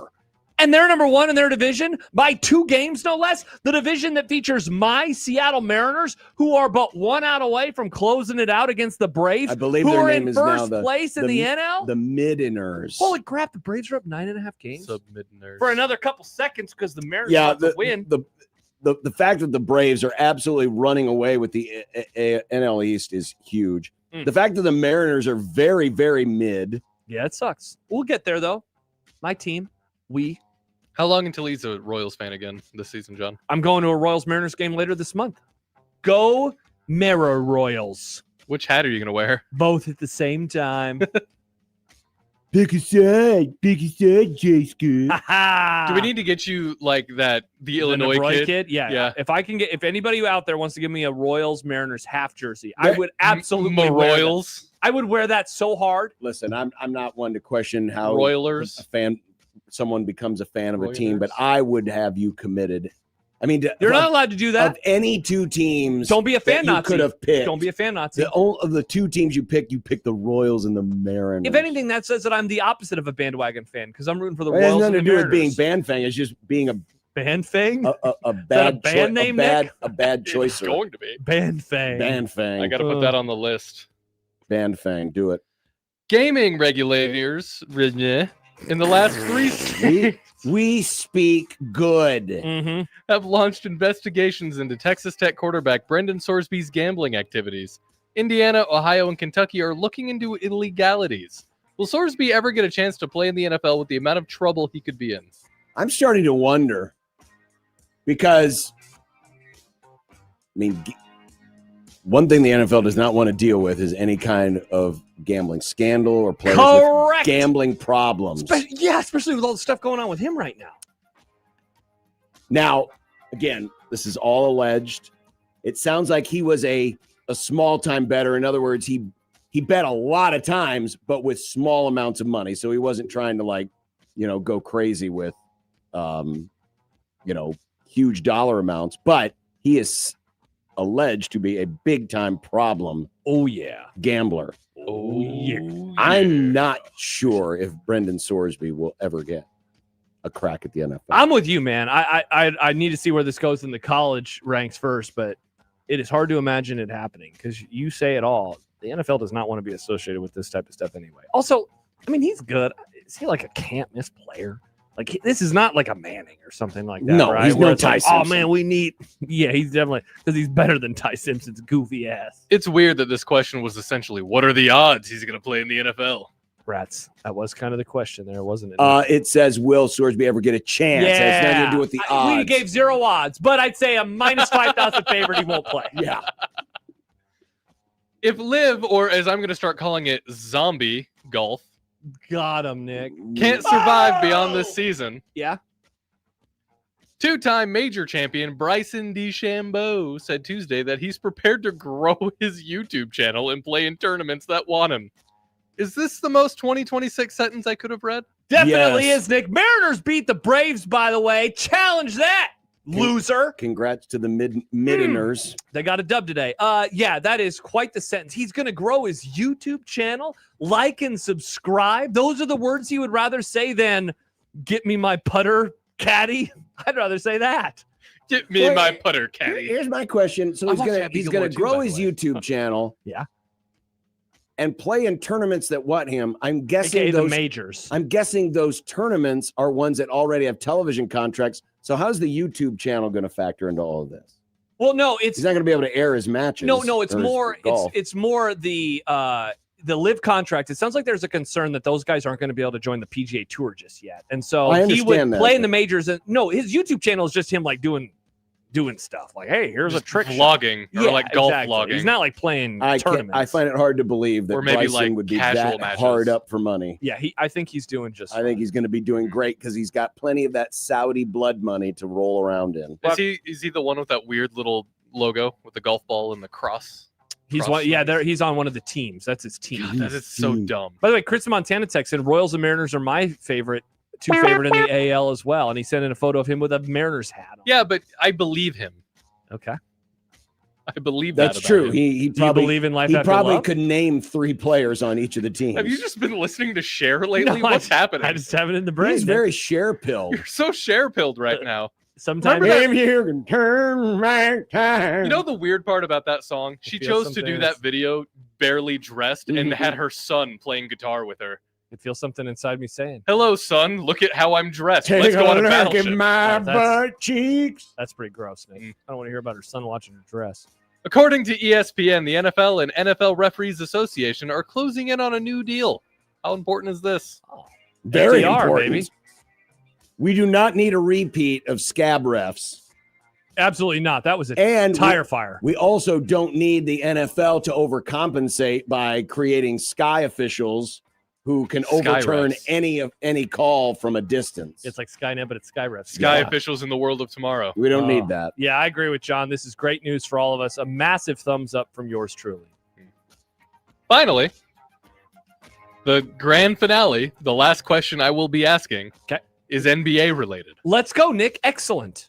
On Monday night, the Knicks blew out the 76ers and the T-Wolves shocked the Spurs. What's going down in the second games of the series this evening? So first of all, earlier we brought on our great new friend of the Grum, and he was in the green room, and John and Nick both crapped on the NBA. While he is sitting there, that is his profession.